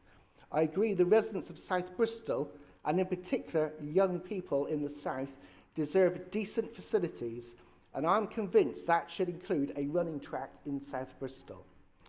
I do disagree with a few campaigners on some of the suggestions around how we deliver such a facility in South Bristol. I don't support calls for the housing to instead be shifted and built on the smaller Hengrove Park that we are to be left with, already being shrunk by housing, or on other nearby open sites. I also disagree with the suggestion, which I've heard several times tonight, that Hengrove can be stripped of its promised sports pitches and cricket pitch. It is a clear requirement of Sports England that those be provided. It is a clear requirement of the planning permission that those be granted. And I'll be very clear, the local community would never ever support reducing the size of the park we have. So let us be clear, that is not what people signed up to support tonight. And those that suggest that are on the wrong side of the debate. I do agree we must stop the continued loss of facilities in South Bristol. And I will work with the petitioners and the council to help push for a 400-metre running track in South Bristol, because our youth deserve that. I also believe the council should open up the use of the current track to the community and runners, and I will explore how we can make this happen so there is better access to people. As we've already heard tonight, some people actually sneak through the fence to be able to get there. 20 seconds, Councillor. Not be required. So we develop those alternative plans to make that usable by the community. So as the local ward councillors, Andrew, Sarah and I, we've already met with Tony, the councillor here. We already agreed to work together to present an alternative option, hopefully a brand new running track for South Bristol, which is what I think South Thank you, Bristol Councillor deserves. Kent. Thank you. Thank you.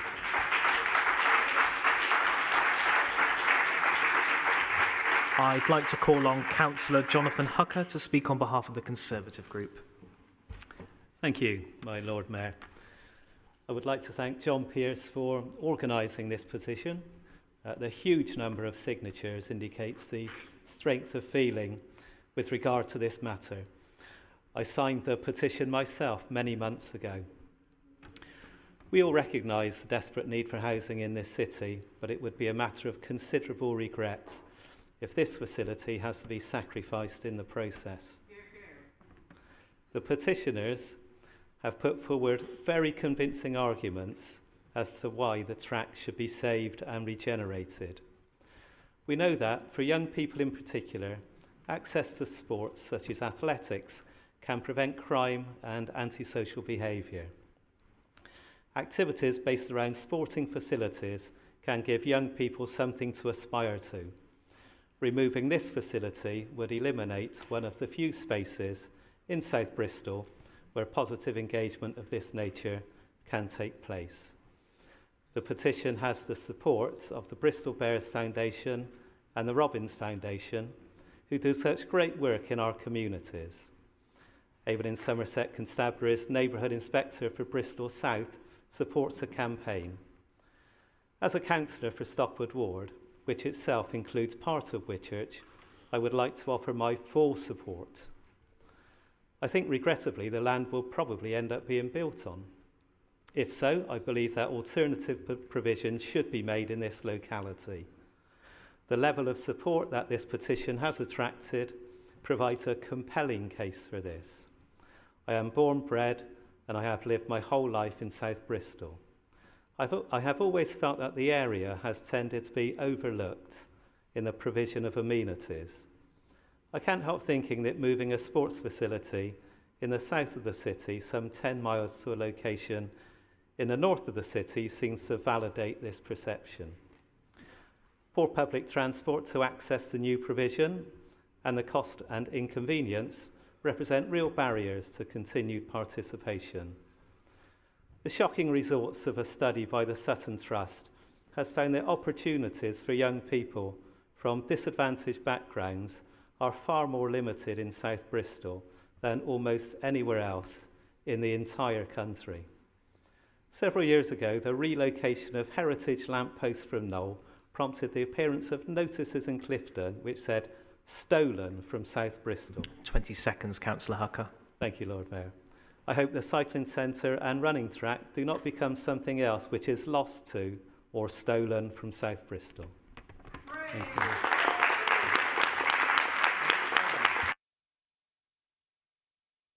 Thank you. The petition will now be referred to the leader or relevant policy committee chair for a formal response, and that concludes agenda item number 9. Agenda item number 10, the Armed Forces Covenant. I'd like to call on Councillor Josh Clark to move the report as our Armed Forces champion. Councillor Clark. Thank you, my Lord Mayor. That came upon me a bit quick, actually, then. Thank you. So let me just get to where I need to be. Thank you, my Lord Mayor. It gives me great pleasure to be able to present this paper today for approval by full council. Following today's meeting will be the formal signing of the Armed Forces Covenant Silver Award at the VJ flag raising on the 15th of August. As you will all be aware, this process started in Bristol in 2014 when the city attained its Bronze Award, and the Silver Award is building on the last 10 years' work.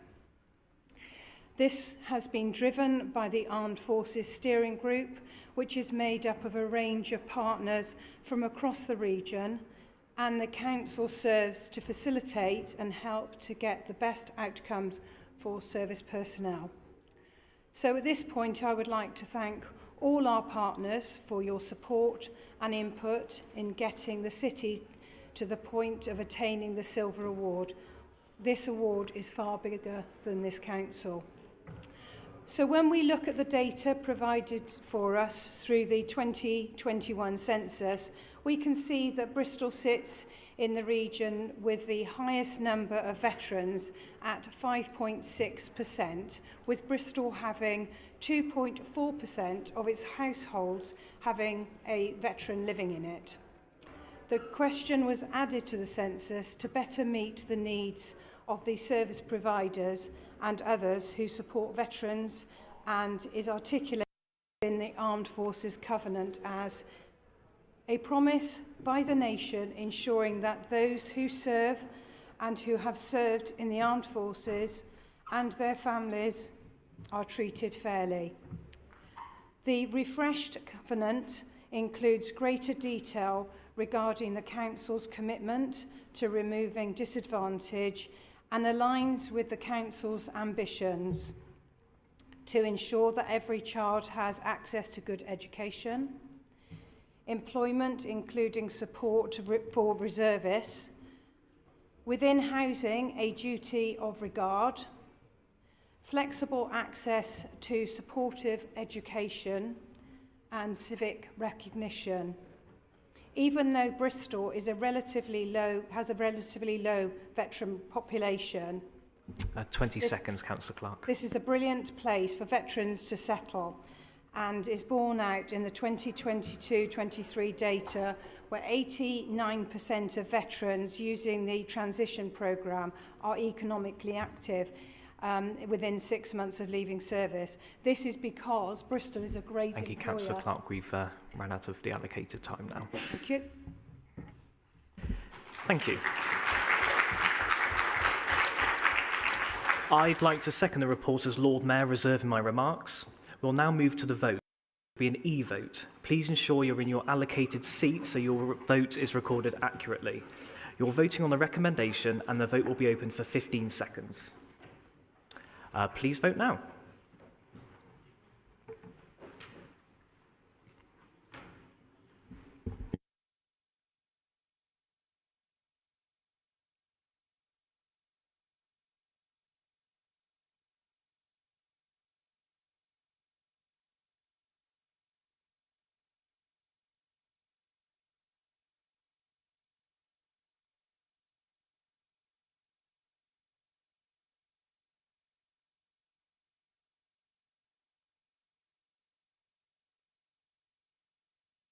And that's passed unanimously, I've been told.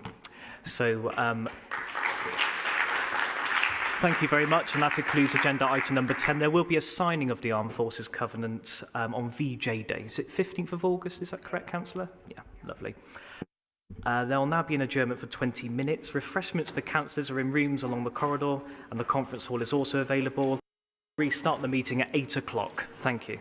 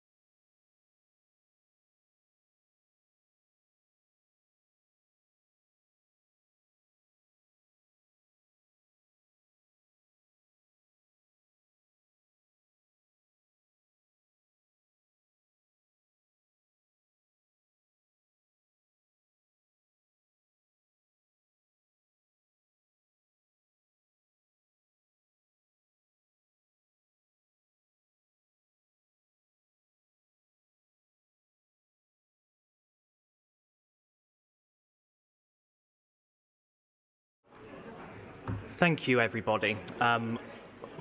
Welcome back. At this point, we suspect the meeting is likely to run past the 2.5 hours allowed in the Constitution. Please can I move a motion to extend time to hear the motions, estimated to be around 20 minutes, taking us to around about 9:10. All those in favour say aye. Aye. All those against? Lovely, we shall continue. Agenda item number 11, the Equity and Inclusion's Annual Progress Report. This report is for noting, and I'd like to call on Councillor Dyer to move the report as Leader of the Council. Councillor Dyer. Thank you, Lord Mayor. And everybody will be pleased to know I'm going to make this a very short speech, so we can get slightly less than 9:20.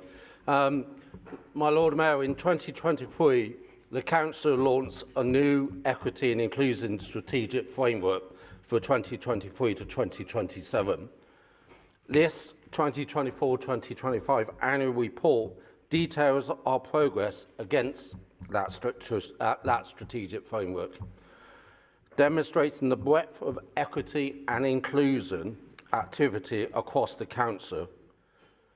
The report includes many inspiring case studies, and whilst those represent only a snapshot of our ongoing work, they illustrate the cross-cutting approach we are taking in order to deliver transparency, accountability, and to meet the public sector equality duty. As I referenced earlier, we want Bristol to be a city where everyone's hopes and aspirations can be realised, and where success is shared across all communities and across all groups as equally as possible. My Lord Mayor, I move this report. Thank you, Councillor Dyer. I'd like to call on Councillor Abdul Malik to speak on behalf of the Green Group. Thank you, Lord Mayor. Lord Mayor and colleagues, this report may be marked for noting, but what it calls for is far more than a polite nod. It calls for courage and conscience. It documents progress made, and I want to thank every single officer, staff-led group and community voice that has pushed us forward, often with too little resource and too much resistance. That work matters, and we see it. But let's also name what we still carry, because this report, quietly but clearly, tells us that too many are still left behind, that disabled colleagues and global majority staff are still underrepresented in leadership, that our resources are stretched so thin, even our best intentions are struggling to take root, and the public trust may be frail, with satisfaction in our services falling, especially in the very communities that need us most. This is not just about systems, it's about dignity. And here's the heart of it. Achieving an equitable Bristol is not a single project. It is a core promise. It's written directly in our corporate strategy of 2025 and 30, a promise to build a Bristol where people have control over their lives, fair access to opportunity, and the chance for good outcomes, no matter who they are or where they come from. This is a powerful ambition, but it cannot live on paper alone. Because out there in St. Paul's, in Southmead, in Knoll, in Lawrence Hill, people aren't feeling it yet. They don't feel in control, they don't feel the system is fair, and they don't feel seen. As the administration, as Greens, we cannot ignore that. As someone who comes from and serves the most diverse communities, I cannot ignore that. Equity is not decoration for a strategy document, it is the litmus test for our moral seriousness. This report tells us we've built new frameworks, that's good, but structures are not the same as justice. We need action that resonates in people's everyday lives, in how they are spoken to at reception desks, in how their concerns are treated when they raise complaint, in whether their child is given a fair chance in our city's schools. So yes, we note this report, but we do so with more than formal recognition. We do so with resolve, because this must be more than a progress report. It must be a turning point, and the measure of our leadership will not be how many reports we file, but how many lives we change, because Bristol deserves a council that doesn't just acknowledge or measure inequality, Lord Mayor, but a council that chose to end inequality, and City United, a city that was equal. Thank you. Thank you. I'd like to call on Councillor Kelvin Blake to speak on behalf of the Labour Group. Thank you, my Lord Mayor. Much has been said that I absolutely agree with and our group agrees with. This is a report that we welcome. I think if we were to give ourselves a score out of 10, I think it's probably a 6 or a 7. There's lots delivered, but lot to improve. I too would suggest that that the challenge with the Chief Exec and the leadership on making sure that the leadership of this organisation reflects the people that we serve, and we redouble our efforts to ensure that disabled individual global majority staff are represented at the highest levels in this organisation.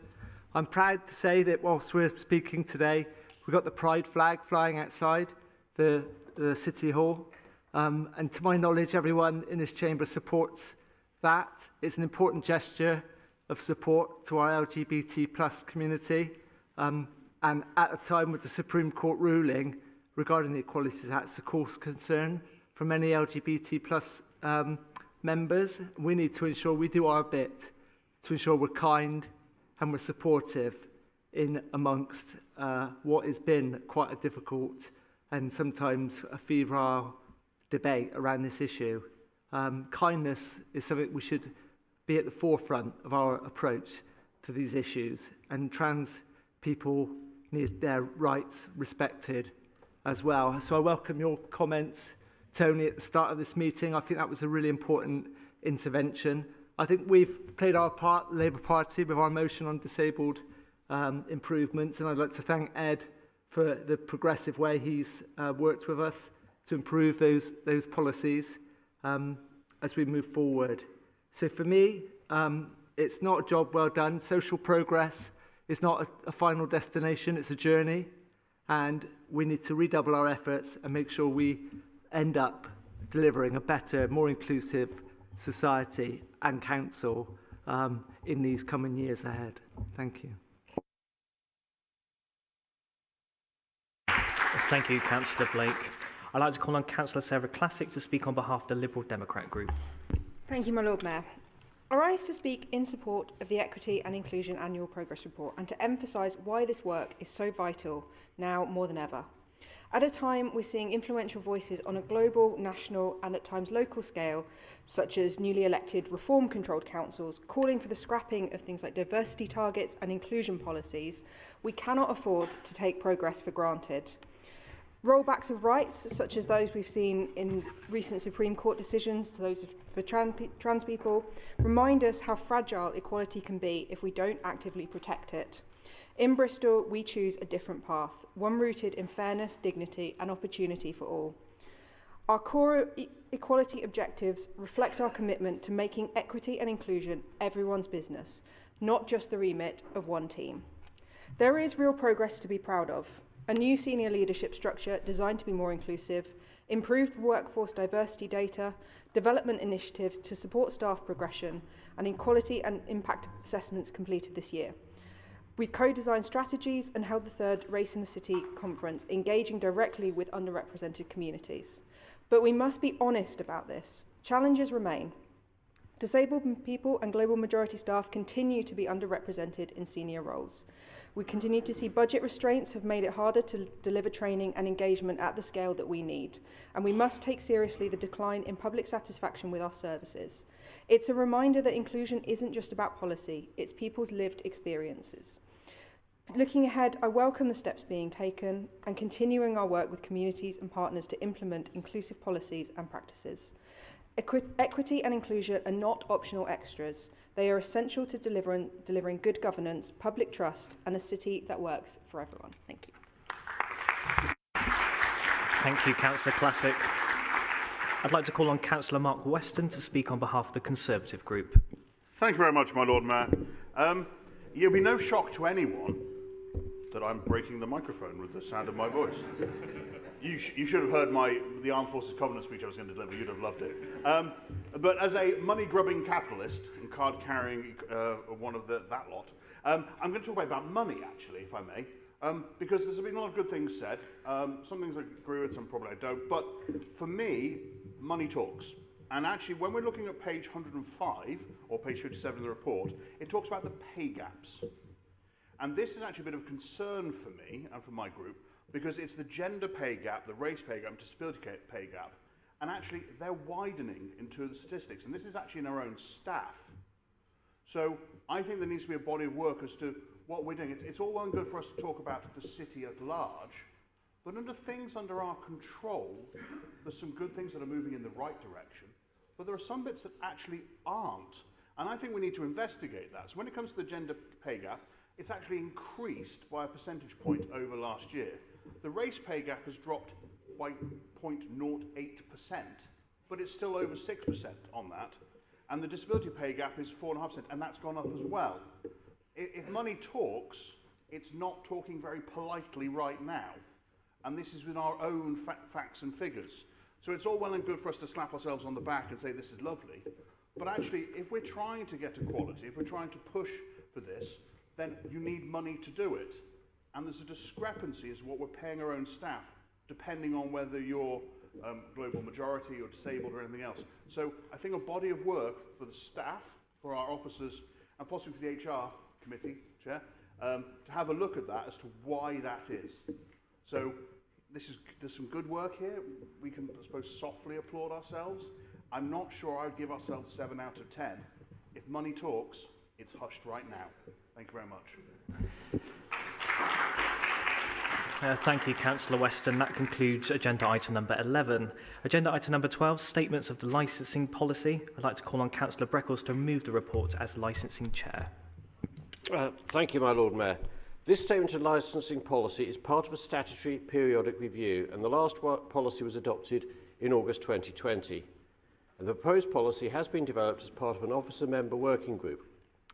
The existing policy served the Council well and is guided by the Licensing Act 2003 and associated guidance issued under Section 182 of the Licensing Act. The refreshed policy contains a number of changes which are minor and reflect updates to removing references which are no longer current, and also the move away from the mayoral system. The licensing regime, including the process for application and determination, is set out in the Act and can't be changed by this or any other council. It's intended to be light touch. Applications must be granted as applied for unless representations, say from the police, are received which, if they cannot be resolved, mean the application is referred to the licensing subcommittee for determination. It goes without saying that each application must be considered on its own merits. But any conditions applied must be reasonable and proportionate. I should also add that standard conditions are not lawful. There was a statutory consultation process, but a low number of comments, just 55 in total, were received. Most of these were broadly supportive of the proposed changes. The new policy now covers best practice in relation to delivery of services, nighttime safety, and Martin's Law as requested by the working group. Just to explain, Martin's Law is named in memory of Martin Hett, who tragically lost his life in the Manchester Arena bombing of 2017. It's officially known as the Terrorism Protection of Premises Act 2025, and it aims to enhance security measures in public venues across the UK to better prepare for potential terrorist threats. The policy has also been written in a way to allow for new and emerging best practice and hopefully prevent the need for further changes to the policy prior to the next review. So we've tried to future-proof it. Anyway, I commend it to the House. Thank you, Councillor. I'd like to call on Councillor Pulteney to second the report as licensing vice chair. Thank you, Lord Mayor. I rise to second what is obviously the most anticipated, contentious, dare I say it, thrilling report of the evening. The Green Group obviously welcomes this report, and as Councillor Breckles says, it reflects the incredibly prescribed nature of the regime. This obviously doesn't reflect our approach to the nighttime economy as a whole. I think that would be true for any party in the chamber. I do think it's worth reflecting on that in the light of the challenges facing the trade, and I hate to say it, the more I talk to the trade, the more I still feel that there is a worry that the trade does not feel heard by the council. The trade feels The trade faces huge challenges, partly because of behaviour change and people drinking less, partly because of a cost of living crisis that continues to drive up their costs whilst driving down demands for services within the licensed trade. So it's good to see this as light touch. Sometimes the best thing the council can do is take a step back and let industry work. But I would just advise a note of caution on that. Light touch is great, and we need to support the licensed trade, but too little regulation, and the city risks a race to the bottom. It risks a more generic, more cookie cutter, more pack them in, get them drunk, kick them out to be the NHS and the police's problem nighttime economy. So it's good that we are doing more to make sure that we're striking that balance. I think one of the things that Councillor Self's excellent motion a few months ago really drew out was just how spread out the nighttime economy is under the committee system. I'm really delighted to see that we're working, as the licensing committee, we're working with colleagues from public health and communities, with transport, with planning, with public safety and protection, to make sure that we are working on that nighttime economy and driving forward a vision of a better, more diverse, and hopefully soon more thriving nighttime economy. And just before I shut up, I just want to think it's worth flagging that this is an area where the chair of the licensing committee, and I think this is true of the public safety and protection committee as well, which governs largely the taxi trade, but other things as well. It's hugely important to the nighttime economy. These are roles where the chair has to be collaborative, has to reach out, has to work cross-party. And I would just want to congratulate Councillor Breckles and Councillor Classic, and also just to raise awareness of the excellent work that I think Councillor Bennett did under the sort of previous administration in this space too. These are not remunerated roles, and they are incredibly important in providing leadership in this area. 20 seconds, really Councillor. To see how much good cross-party work is being done in this space. Long may it continue, but a huge thanks to an excellent chair, as well as the officers and the trade that have contributed to this. Thanks. Thank you. The recommendation is shown on the screen and is in the report in your agenda pack. All those in favour say aye. Aye. All those against? The recommendation has been approved. Agenda item 13, appointment of independent persons. I'd like to move this report and ask the Deputy Lord Mayor to second the report. Seconded, my Lord Mayor. Thank you. The recommendation is shown on the screen and is in the report in your agenda pack. All those in favour say aye. Aye. All those against? The recommendation is approved. Agenda item 14, the Police and Crime Annual Report. This report is for noting, and I'd like to call on Councillors Shabala and Durston to move the report as the Bristol representatives on the panel. I think Councillor Shabala's first. I hope I pronounced that correctly.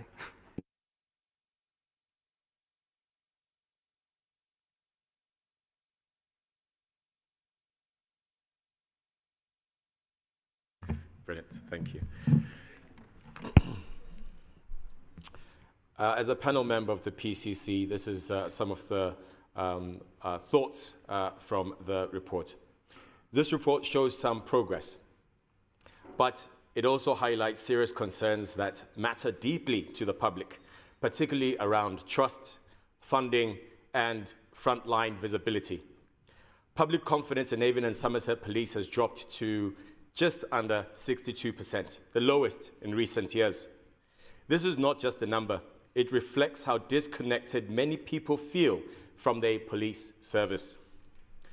Whilst the police crime plan has been published, the critical action plan is still missing in action, meaning there is no clear roadmap to how the objective of the PCC will be delivered. The Tackling Disproportionality program aimed at addressing racial inequality is moving, but rather very slowly. That said, we welcome the positive steps made by South West Police Procurement Services in renewing the contract approach to enabling small and voluntary sector organizations to be able to join their procurement. Additionally, the Race Matters program, which is increasing engagement within minoritized community. This is exactly the kind of systematic change we need to see, but it must go further. Additionally, the Commissioner has launched the Your Street, My Priority initiative. This campaign is aimed at tackling antisocial behavior, shoplifting, and retail crime. These initiatives will see additional patrols 20 this seconds, summer. Councillor. My Lord, funding remains a critical concern. It is imperative that the Labour Police Crime Commissioner consistently and publicly pressures the Labour government to increase funding support, demonstrating the same vigour previously showed through the bin collection campaign. To be clear, my Lord, Avon and Somerset funding gap is £52 million a year, comparison to the national average Thank you, Councillor. 190 your time's up per now. year. Time's up. Thank you much. Can I sum up? And time's up, I'm afraid. Yeah? Yeah. In previous times, whenever I've heard... No. I'm afraid not. No, it's fine. Whenever I've heard a maiden speech, everyone has been always allowed to continue. I find this very not the same. Rights that we've just spoken about, equality. Every single time I've heard someone talk their maiden speech, I'll take my seat. Thank you, Councillor. Councillor Durston, would you like to speak? Councillor Durston, would you like to speak? Oh, sorry. You have 3 minutes. Sorry, apologies. Thank you. 2 minutes. I'm pleased to move the Avon and Somerset Police and Crime Panel's annual report for 2024 to 2025. Knife crime and violence against women and girls continue to have a devastating impact, not just in Bristol, but across our region. Panel members welcome the new Police and Crime Commissioner Claire Moody's priorities in tackling violent crime, strengthening neighbourhood policing, supporting victims, preventing crime and raising policing standards, issues that matter deeply to the communities we represent. The key role of the panel is to scrutinise delivery of the PCC's plan. In my first year, I've seen a constructive, collegiate approach with members bringing diverse insights and expertise to support this process. In our most disadvantaged communities, a visible, trusted local police presence is vital. But people must also feel safe, heard and confident in fair policing. Trust has been shaken by high-profile failures such as the murder of Sarah Everard and the strip search of Child Q, with trust in the police in Avon and Somerset at an all-time low. More recently and closer to home, the heavy-handed police response to protests about the East Bristol livable neighbourhoods were deeply felt by some of our most disadvantaged residents. Through our scrutiny of the Violence Reduction Partnership and Community Safety Partnership, we've seen positive work starting on prevention and early intervention, but real change relies on building visibility, trust and strong community relationships, something I know the Police and Crime Commissioner, working with the Labour government, is committed to. As we continue to scrutinise the PCC's progress against her ambitious plan, I hope we can support a sharper focus than previous plans on delivering tangible outcomes that can be seen and heard by our communities. I commend this report to the Council and welcome continued collaboration with panel colleagues to support the PCC in delivering safer and fairer communities. Thank you. Thank you, Councillor. And that concludes agenda item 14. So agenda item 15 is now the Green Golden motion to stop Bristol Airport expansion. This motion will be shown on the screen in the room during the proposing speech. I'd like to call on Councillor Izzy Russell of the Green Group to move the motion.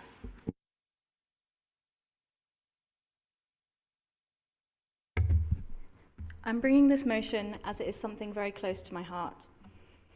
There isn't one singular thing that inspired my activism and political journey, but I will give a lot of credit to the beautiful area in which I grew up.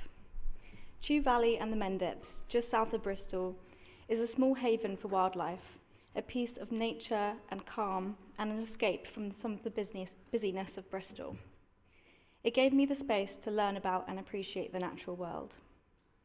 I also remember becoming aware of the airport and how damaging it is, having to stop our school lessons every time a plane flew over because it was too noisy.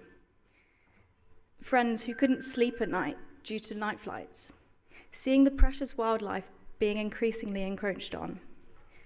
The so-called Bristol Airport actually sits outside of our city's boundaries, so why should we care about it?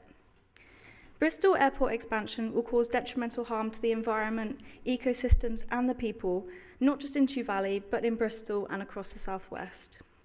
Flights over Bristol, including night flights, will increase. Our air quality will worsen, our roads will become more congested. And this airport expansion is not just a destruction of our environment. It represents the erosion of democracy. Time and time again, we have made it clear that expansion is not wanted or needed. Residents, councillors and MPs across parties united against this bad idea. I think it's important that we show solidarity across the South West. Residents have made their voice clear, 84% in the previous expansion consultation and 93% in this one, that they do not want this. Bath and North East Somerset have also made it clear that they do not want this. As a region, we must join this fight, and we must call on our region's mayor, Helen Godwin. You voted against this airport expansion 5 years ago. Will you stand with us now? We're proposing that the government introduces a frequent flyers levy. And this isn't to stop families or normal people from going on holiday. This is so the top 3% of our population, taking 30% of the flights, pay for it and pay for their environmental impacts. We're also supporting the idea of a cumulative impact assessment. This was suggested by the government's Climate Change Committee, but has still not been enacted. It states that no airport should be expanded before we can consider the cumulative impact of all of the UK's airports. Some people may argue... 20 seconds, Councillor. Okay, it's fine. I'll come back to it in my next speech. Yeah, thanks. Thank you. I'd like to call on Councillor Serena Ralston to second the motion, please. That would be a good start, wouldn't it? There we go. My maiden speech, so forgive me. Right, so I rise to second this motion. Thank you, Councillor Russell. The hottest June on record, the 6th driest spring, crop failure. Climate change is happening right here in this country, right now, not somewhere else and not in a dystopian future. Every day I grieve for what our species is doing to our beautiful world and to the other species we share it with. It's heartbreaking. All in the name of growth, in making the rich few richer.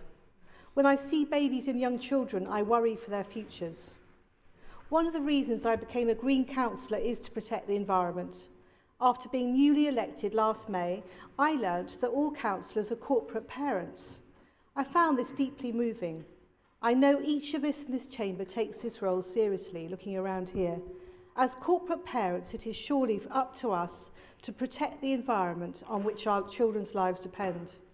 Stopping further airport expansion is a big part of this. Bristol Airport is a huge producer of carbon. According to the Climate Change Committee's 2025 progress report to Parliament, aviation emissions now contribute a greater share to the UK emissions total than the electricity supply sector altogether. The aviation sector will be the largest single source of emissions by 2040. Oopsie. But in the face of the evidence, have airports reined in their growth plans? No, they haven't. Bristol Airport now wants to become half as big again as it already is. Remember, Bristol Airport hasn't even built its previous expansion permission from just a few years ago, and yet it's pushing for more. This makes no sense, and local people agree. Last time, as Izzy said, 84% of the 11,000 people who responded objected. This time, 93% of local residents against the new plans. The airport will say, oh, but what about extra business for the area? But UK business air travel has been declining since 2006.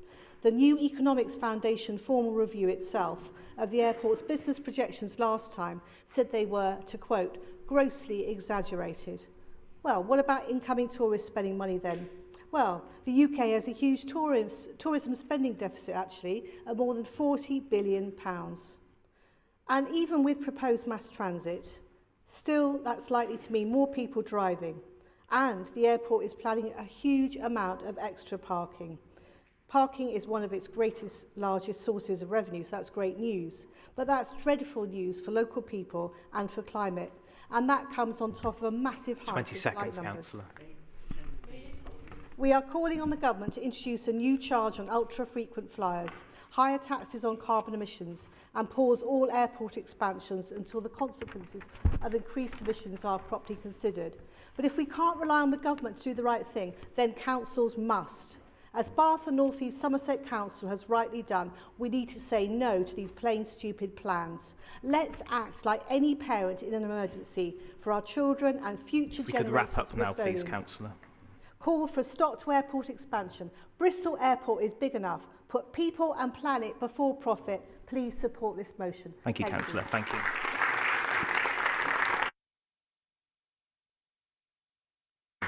We'll now hear from speakers on the motion. I'd like to call on Councillor Emma Edwards to speak on behalf of the Green Group. Thank you, Lord Mayor, and thank you to Councillors Russell and Ralston for bringing this motion. Our party has been shouting about this for many years. Councillor Thomas brought a motion to this chamber in 2020 and it has remained a Green priority. And here we are again. Last week, I attended the LGA conference in Liverpool and I attended many sessions where the urgency of climate change and climate mitigation was workshopped and the importance of reaching net zero targets was enthusiastically discussed. There were also discussions about economic growth, especially from government ministers, and to be fair, a lot of that was about ensuring net zero was considered as part of that growth. But the one flying elephant circling these rooms was the effect that airport expansion has on these net zero ambitions and the effect of aviation on climate change. I have grave concerns about this paradox. You cannot have unfettered economic growth on a finite planet. You cannot achieve net zero no matter how much you invest in innovation and technology if you expand airports and facilitate frequent flying. Last week, we also heard from our new Metro Mayor on this topic, and I'm pleased to hear that Helen also believes in mass transit for the region. I mean, you can imagine how happy I was about that. But what concerns me is that she seems to be implying that we will only be able to have tram routes as part of airport expansion, even though Bristol Airport hasn't put trams or mass transit in their master plan. But for the sake of argument, let's be quite clear. We need green, sustainable mass transit now. We need it for the people who already live in the region. We need it to serve the airport at its current size. Currently, we see nearly 10 million passengers annually travelling to the airport, and 86% of them are still in private vehicles, requiring acres of land to be covered by parked cars. We do not need mass transit simply as a trade-off for economic growth, especially airport expansion, which will obliterate our net zero ambitions, contribute to climate change, and create environmental misery for the region. The idea that we can only have sustainable transport in exchange for an increase in the most carbon-intensive form of travel is, frankly, an insult to Bristolians. The Green Group shares many of the ambitions of our new Mayor: affordable, low-carbon homes, better transport links, and, of course, those net zero targets. But those ambitions will be made a mockery of if the airport is allowed to expand. Long-term thinking is required here over short-term expedience, so please support this motion and once again stand up for people and the planet. Thank you, Councillor. I'd like to call on Susan Kohler to speak on behalf of the Labour Group. Thank you, Lord Mayor. I'd like to start with a question. I'd like to ask people in the Green Party and across the chamber how many people have actually flown from Bristol Airport in the last year. Personally, I have only flown out of Bristol once in the last 10 years. So I absolutely understand and appreciate all the campaigns looking to stop the expansion. The world is heating up. We are in a climate emergency, and the airport is a big contributor to emissions. But I'm not convinced that stopping one regional airport from expanding is the best way to reduce overall emissions. We need to decarbonise air travel. The best way to do this is tackling demand and providing alternatives. I don't think you'll get less people deciding to ditch their holiday plans if they can't fly directly from Bristol. They will just fly from Cardiff or London. And that means more emissions in that travel for those people who drive to Cardiff. As well as inconvenience and not spending money within the region, this leads to more emissions from the travel. So very well being a corporate parent in Bristol, but we have to think about children on the wider scale. As the motion says, frequent flyers are responsible for 63%. My colleagues and I believe a frequent flyer levy needs consideration. The UK needs more tax revenue, and these people, frequent flyers, can probably afford it. And I don't think anyone should be flying from places like from Bristol to places like Manchester. What we need is a high-speed train there. the infrastructure that we should be looking at. It is quite something, thank you Greens, for now praising high-speed trains. The only real policy success in the 2020s was opposing the HS2. Now it's a good idea, after the Tories have scrapped it, but it's better late than never. It is worth noting that even with the latest expansion plans, the airport rely a lot on car parking. This expansion will lead to South Bristol's already congested roads becoming even more congested. Roads becoming full of traffic, and we are concerned about air quality in South Bristol. It is a bit embarrassing, though, 20 seconds, Councillor. that when tourists land here to see our wonderful city, they have to wait, queue for a bus, pay £9, not the best welcome into Bristol. If expansion included decent infrastructure, I would be voting against this motion. I could go on, but I'll leave it there. There is better things. Thank you, Councillor. Your time's up now. So Thank you. Moving on. Thank you. I'd like to call on Councillor Nicholas Coombs to speak on behalf of the Liberal Democrat group. Thank you. And I'd like to congratulate Councillors Russell and Ralston on bringing this motion to Council. It reads like something I could have written myself, and I do mean that as a compliment. In my year on the council, I have learned that recycling speeches is occasionally permissible. And so I want to go back to when I first made remarks on airport expansion in 2009, somewhat earlier than Councillor Thomas's 2020 intervention. So I was 23. I was serving on the Baines Planning Committee, debating the expansion of course, Bristol Airport. Naturally, I wrote a sanctimonious blog about it. It's still available, which is invaluable source material 16 years later. So the motion that I proposed and was passed, briefer than today's, we consider the causes and effects of climate change to be the principal consideration in a development of this nature and recommend that North Somerset refuse the application on these grounds. Today, climate change is still the existential threat to our way of life. However, the Bristol Airport Master Plan is very quiet on the matter. It only states that emissions would be less than 0.1% of the sixth carbon budget. Sounds like they're hiding something. So let's look into the figures. So this budget, which is supposed to last the entire of the UK for 5 years, is just under 1 billion tonnes of carbon dioxide equivalent.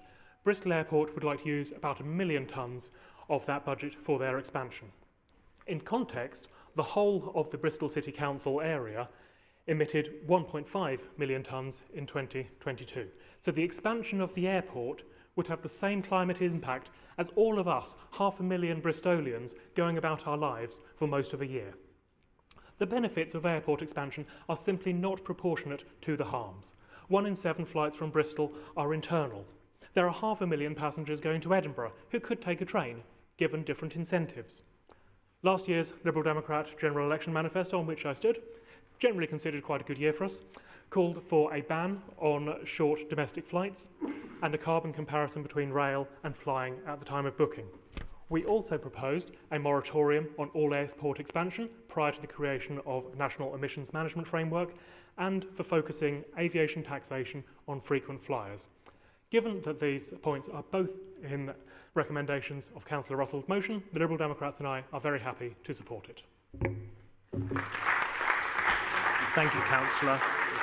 I'd like to call on Councillor Richard Eddy to speak on behalf of the Conservative group. My Lord Mayor, last May, shortly after the Greens won their convincing election victory here, I issued a news release which was carried by the local media. In my view, its message was measured, pragmatic, sought back for Bristol, and was based on my wide-ranging experience of the city's affairs, including chairing one of our planning committees for the 3 previous years. In fact, Councillor Wester even remarked afterwards, "Are you in danger of becoming dangerously liberal, Richard?" I wasn't, and I'm not. So I remain, of course, an adorable Thatcherite, which is reassuring for all of you. My well-meant advice to the new Green-led administration was, whilst it was now fully entitled democratically to pursue a green agenda, not to scare off the golden goose of investors, job creators and housing providers by retreating into some kind of green NIMBY lager. Largely, I'm pleased to say that seems to have been the experience to date, probably largely influenced by the sensible decision of the Green Group to select a council leader from the south of the city. And before Tony smiles too broadly, may I remind him that when I endorse publicly an opposition politician, it usually does nothing to increase their credibility with their own party members. He'll thank you later. If the Green Group supports this damaging motion today, Bristolians will realise it has no desire to engage in grown-up politics and is actively attacking Bristol's long-term interests. Bristol Airport is a huge success and England's third largest regional airport. It employs almost 6,000 people directly, many from South Bristol, and almost 15,000 from the indirectly. 20 seconds, Councillor. It has been estimated that it contributes hugely 2.5 billion. And may I just remind members, as Sue Collar implied, if members don't use Bristol, they travel to Cardiff, to Heathrow, and to actually other airports as well, burning up carbon and petrol. Thank you, Councillor. Thank you. I'd like to call on Councillor Russell. Would you like to respond as a mover of the motion? Yes, I will. I'll just finish the last bit of my previous speech and do a bit more. So I was going to say, some people may argue that sustainable flying will be possible soon, but I'm afraid that is a lie. Sustainable aviation fuel, which makes up 1% of current fuel use, hydrogen and electronic flights are all far off ideas with no evidence they'll be possible on a large scale or at Bristol Airport. I want to thank my Green Party colleagues for trusting me with this. I want to thank campaigners for your tireless work. This fight has been a long one and I'm proud of us. Also to address some points, talking about travelling to other airports, the majority of people flying from Heathrow or Cardiff are actually travelling by coach or train. I would support Labour investing in sustainable transport. I also think it's interesting to see which councillors were clapping to protect the Downs, but not clapping to protect the 33 hectares of green belt that the airport want to build on. Also regarding Labour's points about HS2, you could have engaged with us at any point. You could have submitted an amendment. I think you're just grasping at straws to find a way to disagree with us. If you don't vote for this motion, I don't think that you're committed to environmental justice or climate justice, social justice. Please vote for this motion as a commitment to the environment, to net zero, to sustainable travel, and also for the sake of democracy. Thank you. Thank you, Councillor. We move to the vote. This will be an e-vote. Please ensure you're in your allocated seats recorded accurately. You'll be voting on the motion. It will be open for 15 seconds.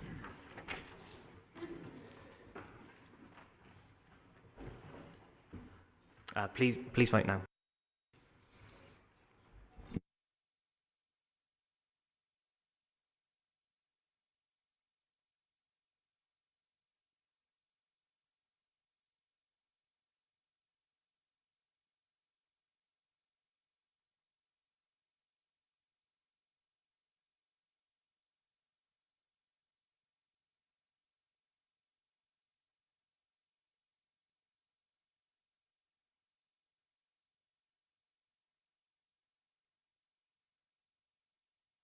So the results are 31 for, 6 abstentions, 6 against and 20 abstentions, so the motion is passed.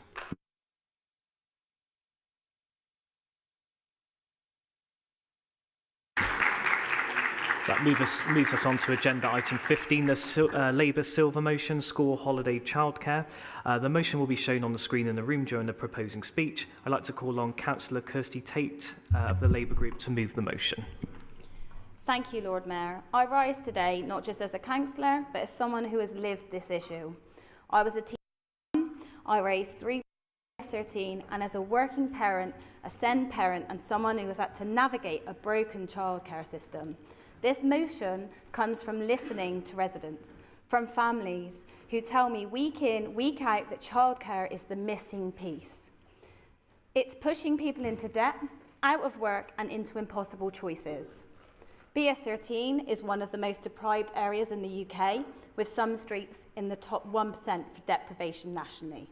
We have one of the youngest populations in Bristol, high rates of single parents, low household income, and fewer than 8% of young people going to university.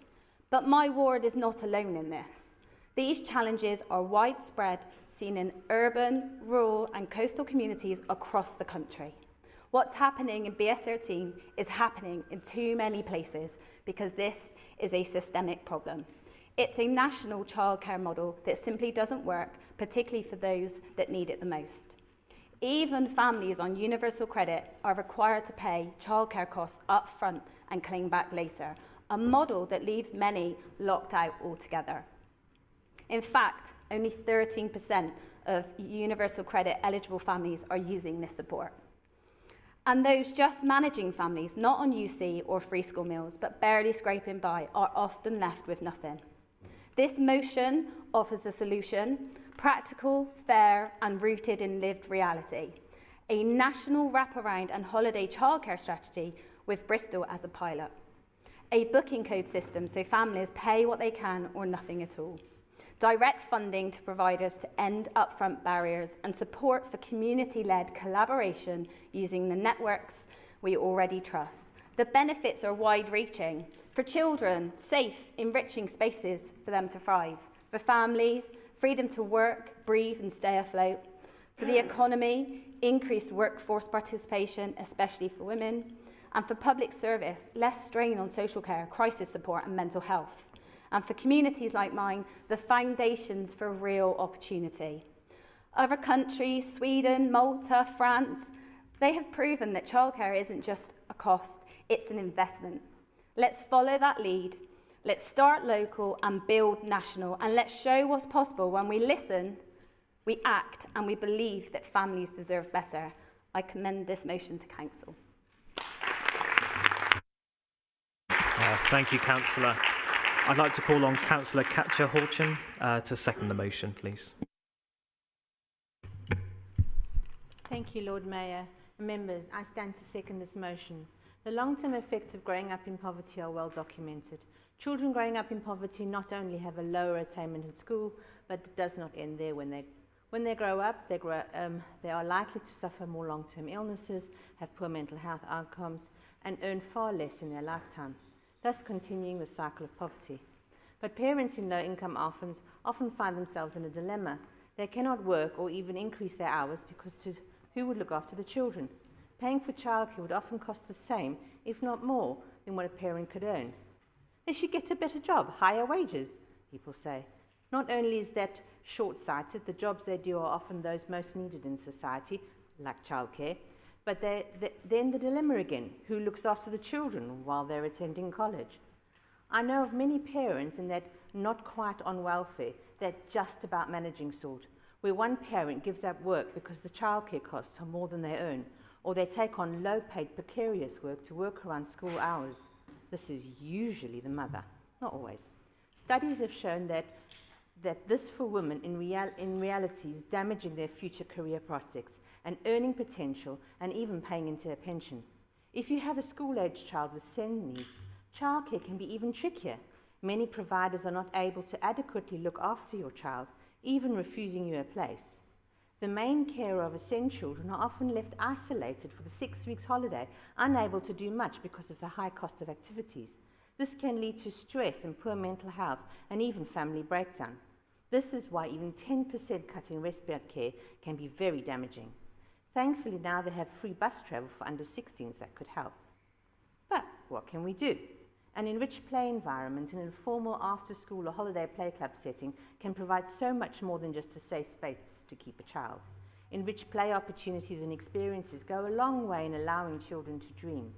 These are things some parents, poor parents, can not just not afford, but also find it too difficult because of the stress of poverty, of financial constriction, always being in survival mode. Leaving childcare provision to the market has created a serious lack of childcare in deprived areas. Indeed, analysis by the Institute for Policy Research shows that amongst the poorest fifth of parents, only 36% use formal sort of childcare, as opposed to 73% in the highest earning households, many of whose jobs are flexible without the loss of pay. We need good quality play 20 seconds, Councillor. all our children. It takes a whole village to raise a child, goes the African saying. As the village representatives, we need to step up and vote for this motion. Thank you, Councillor. There's been an amendment from the Green Group which has been published online as a supplement earlier this afternoon. I'd like to call on Councillor Christine Townsend of the Green Group to move the amendment. Councillor Townsend. Yeah, thank you. So thank you, Councillor Tate, for bringing this motion. I'm confident that you're probably aware that the main mechanisms for local authorities to provide for the needs of parents during term time and holidays are due to end in March next year. As of today, the DFE has yet to announce the future of either the wraparound childcare or the Holiday Activity Fund. They both end in March. These programmes do provide a model. They're different. One is for parents that wish to extend or go back to work, whilst the other is about providing facilities for children that are growing up in disadvantage and vulnerable situations during the holidays. Schools and academies that are currently providing this wraparound childcare have had front loading. This ends at the end of term 5 this year, so we don't yet know how many of those schools have got to the point of sustainability because we're yet to have the end of the school year. If in the autumn statement these two areas are not within our budget that's coming into Bristol, we will be in a position into the next financial year of having to find the funds to maintain what we've already got. And that has to be the priority because those provisions are up and running, the staff are in place, the provisions are there. And in order to maintain 20 seconds, Councillor. I've put this amendment down so that we can, so we're asking for the funds to be able to extend and put into practice the areas of the motion that you're asking for. Thank you. Thank you. I'd like to ask Councillor Gemfrey to second the amendment. I will second it, and in the interest of time, I'll reserve my remarks. Thank you very much. I'd like to call on Councillor Tate to speak on behalf of the Labour Group. Let's make this absolutely clear that we're abstaining on this amendment, but that does not mean that we don't support holiday food in the activity provision. We all want to see children fed and supported during the holidays. No one is disputing that. But this motion is about more than defending what's already there. It's about building something better. In BS13, in the communities across the city, families are falling through the cracks. They're working hard, but quality for free school meals and still can't afford holiday childcare. The current half model doesn't reach them. It's postcode dependent, patchy and under national review right now. Even the government's upcoming child poverty strategy recognises the need to rethink programmes like HAF and build joint up local solutions, food, childcare, transport and early years working together. That's exactly what this motion is calling for. So yes, protect what works, but let's also be bold enough to ask, how can we do better? Because better is possible and it's urgently needed. Honestly, it's a little bit disappointing to see what feels like an amendment for amendment's sake, especially on a motion shaped by lived experience, listening to communities and aimed at real lasting solutions. This shouldn't be about party political position. It should be about doing right by families. Let's focus on the bigger picture and on the children and parents who are counting on us to get this right. Thank you. Thank you, Councillor. We now move on to the vote. This will be an e-vote. Ensure that you're in your allocated seats so that your vote is recorded accurately. You're voting on the amendment and the vote will be open for 15 seconds. Please vote now.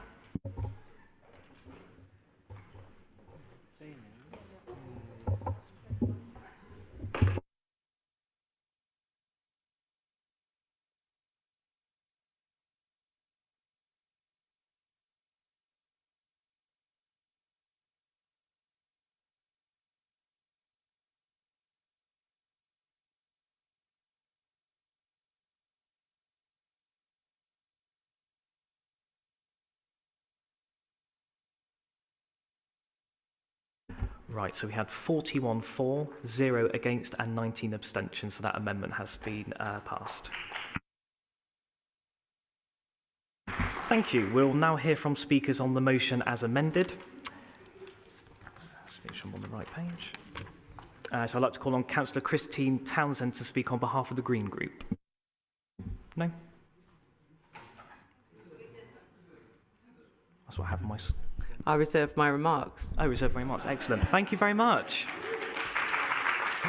I'd like to call on Councillor Tom Renard to speak on behalf of the Labour Group.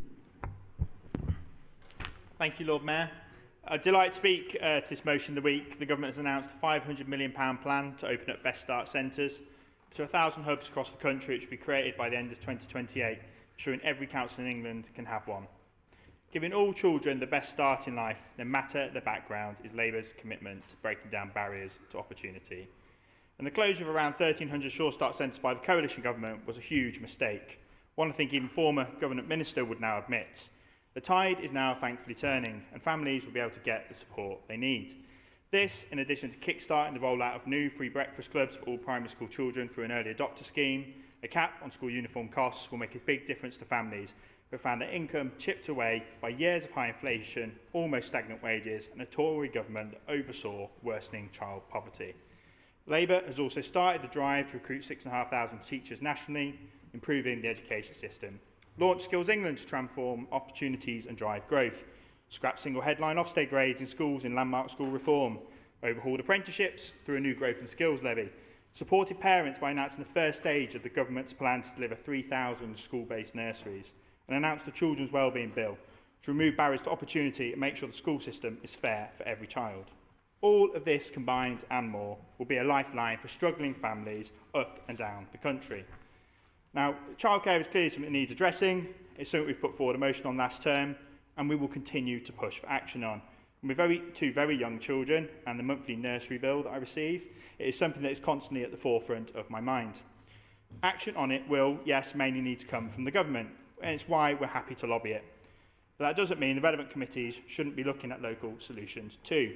Likewise, the situation regarding respite breaks for carers does need addressing. This motion is full of workable ideas that will benefit children, parents and the economy. It uses facts from Hartcliffe and Withywood, but there are families in all parts of this city that will benefit from it, in every single one of our wards. I'd like to thank Councillor Tate for taking the time to write this motion. It's something she's wanted action on since she's been elected, so I'd like to thank full council for, hopefully, backing her plans today. This is the last full council before the school summer holidays, so I hope we take the opportunity to show families in Bristol that we understand the situation they're facing, are pushing for change, putting our children first and the future of our city.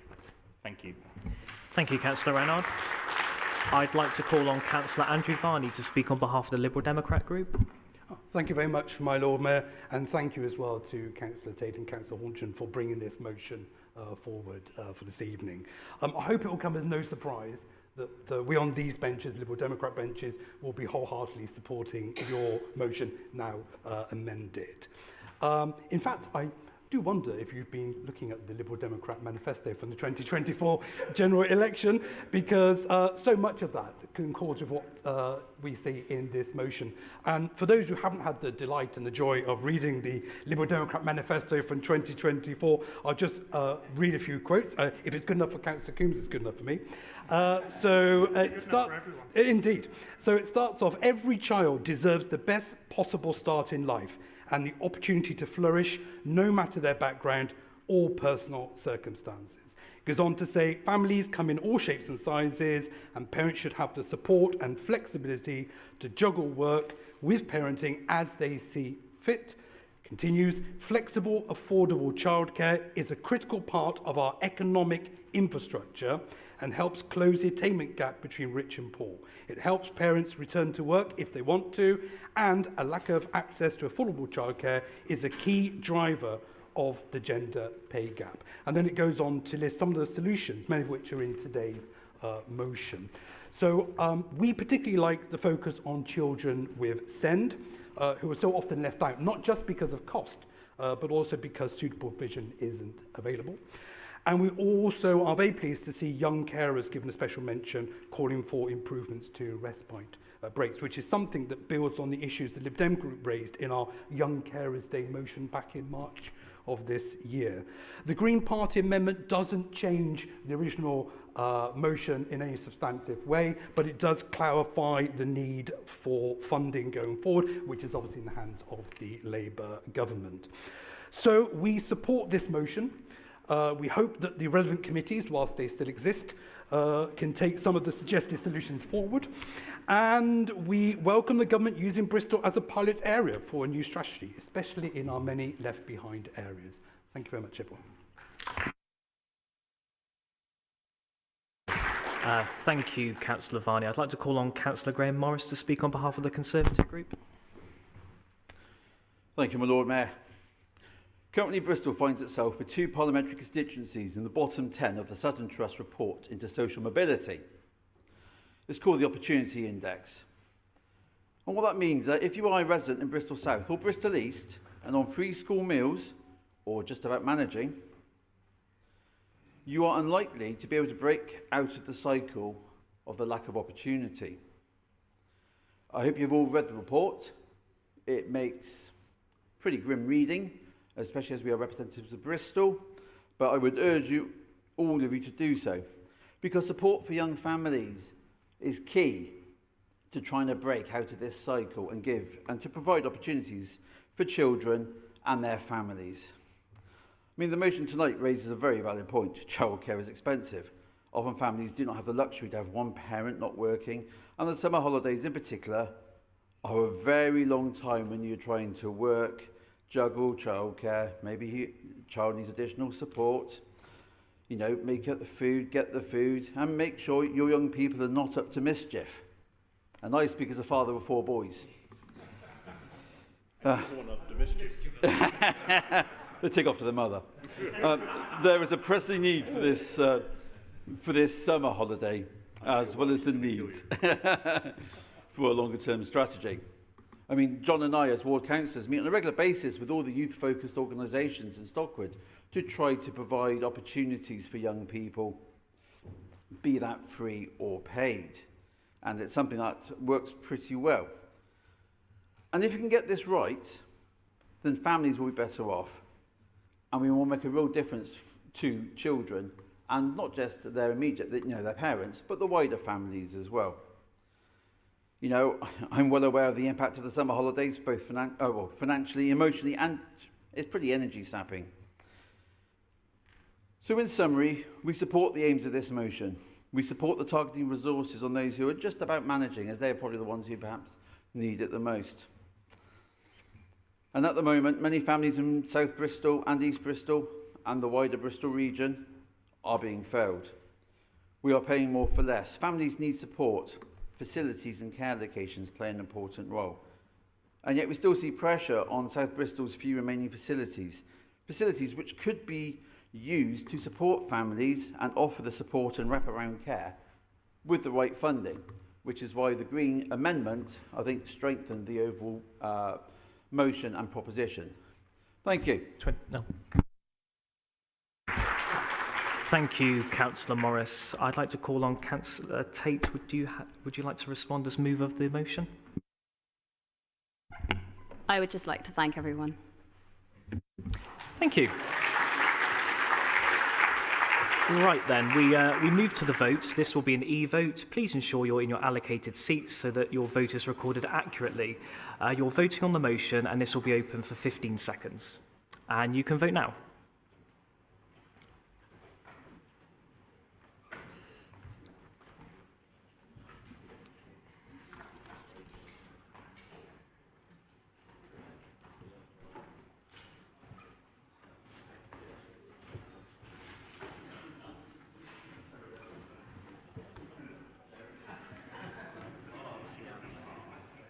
That was unanimously passed.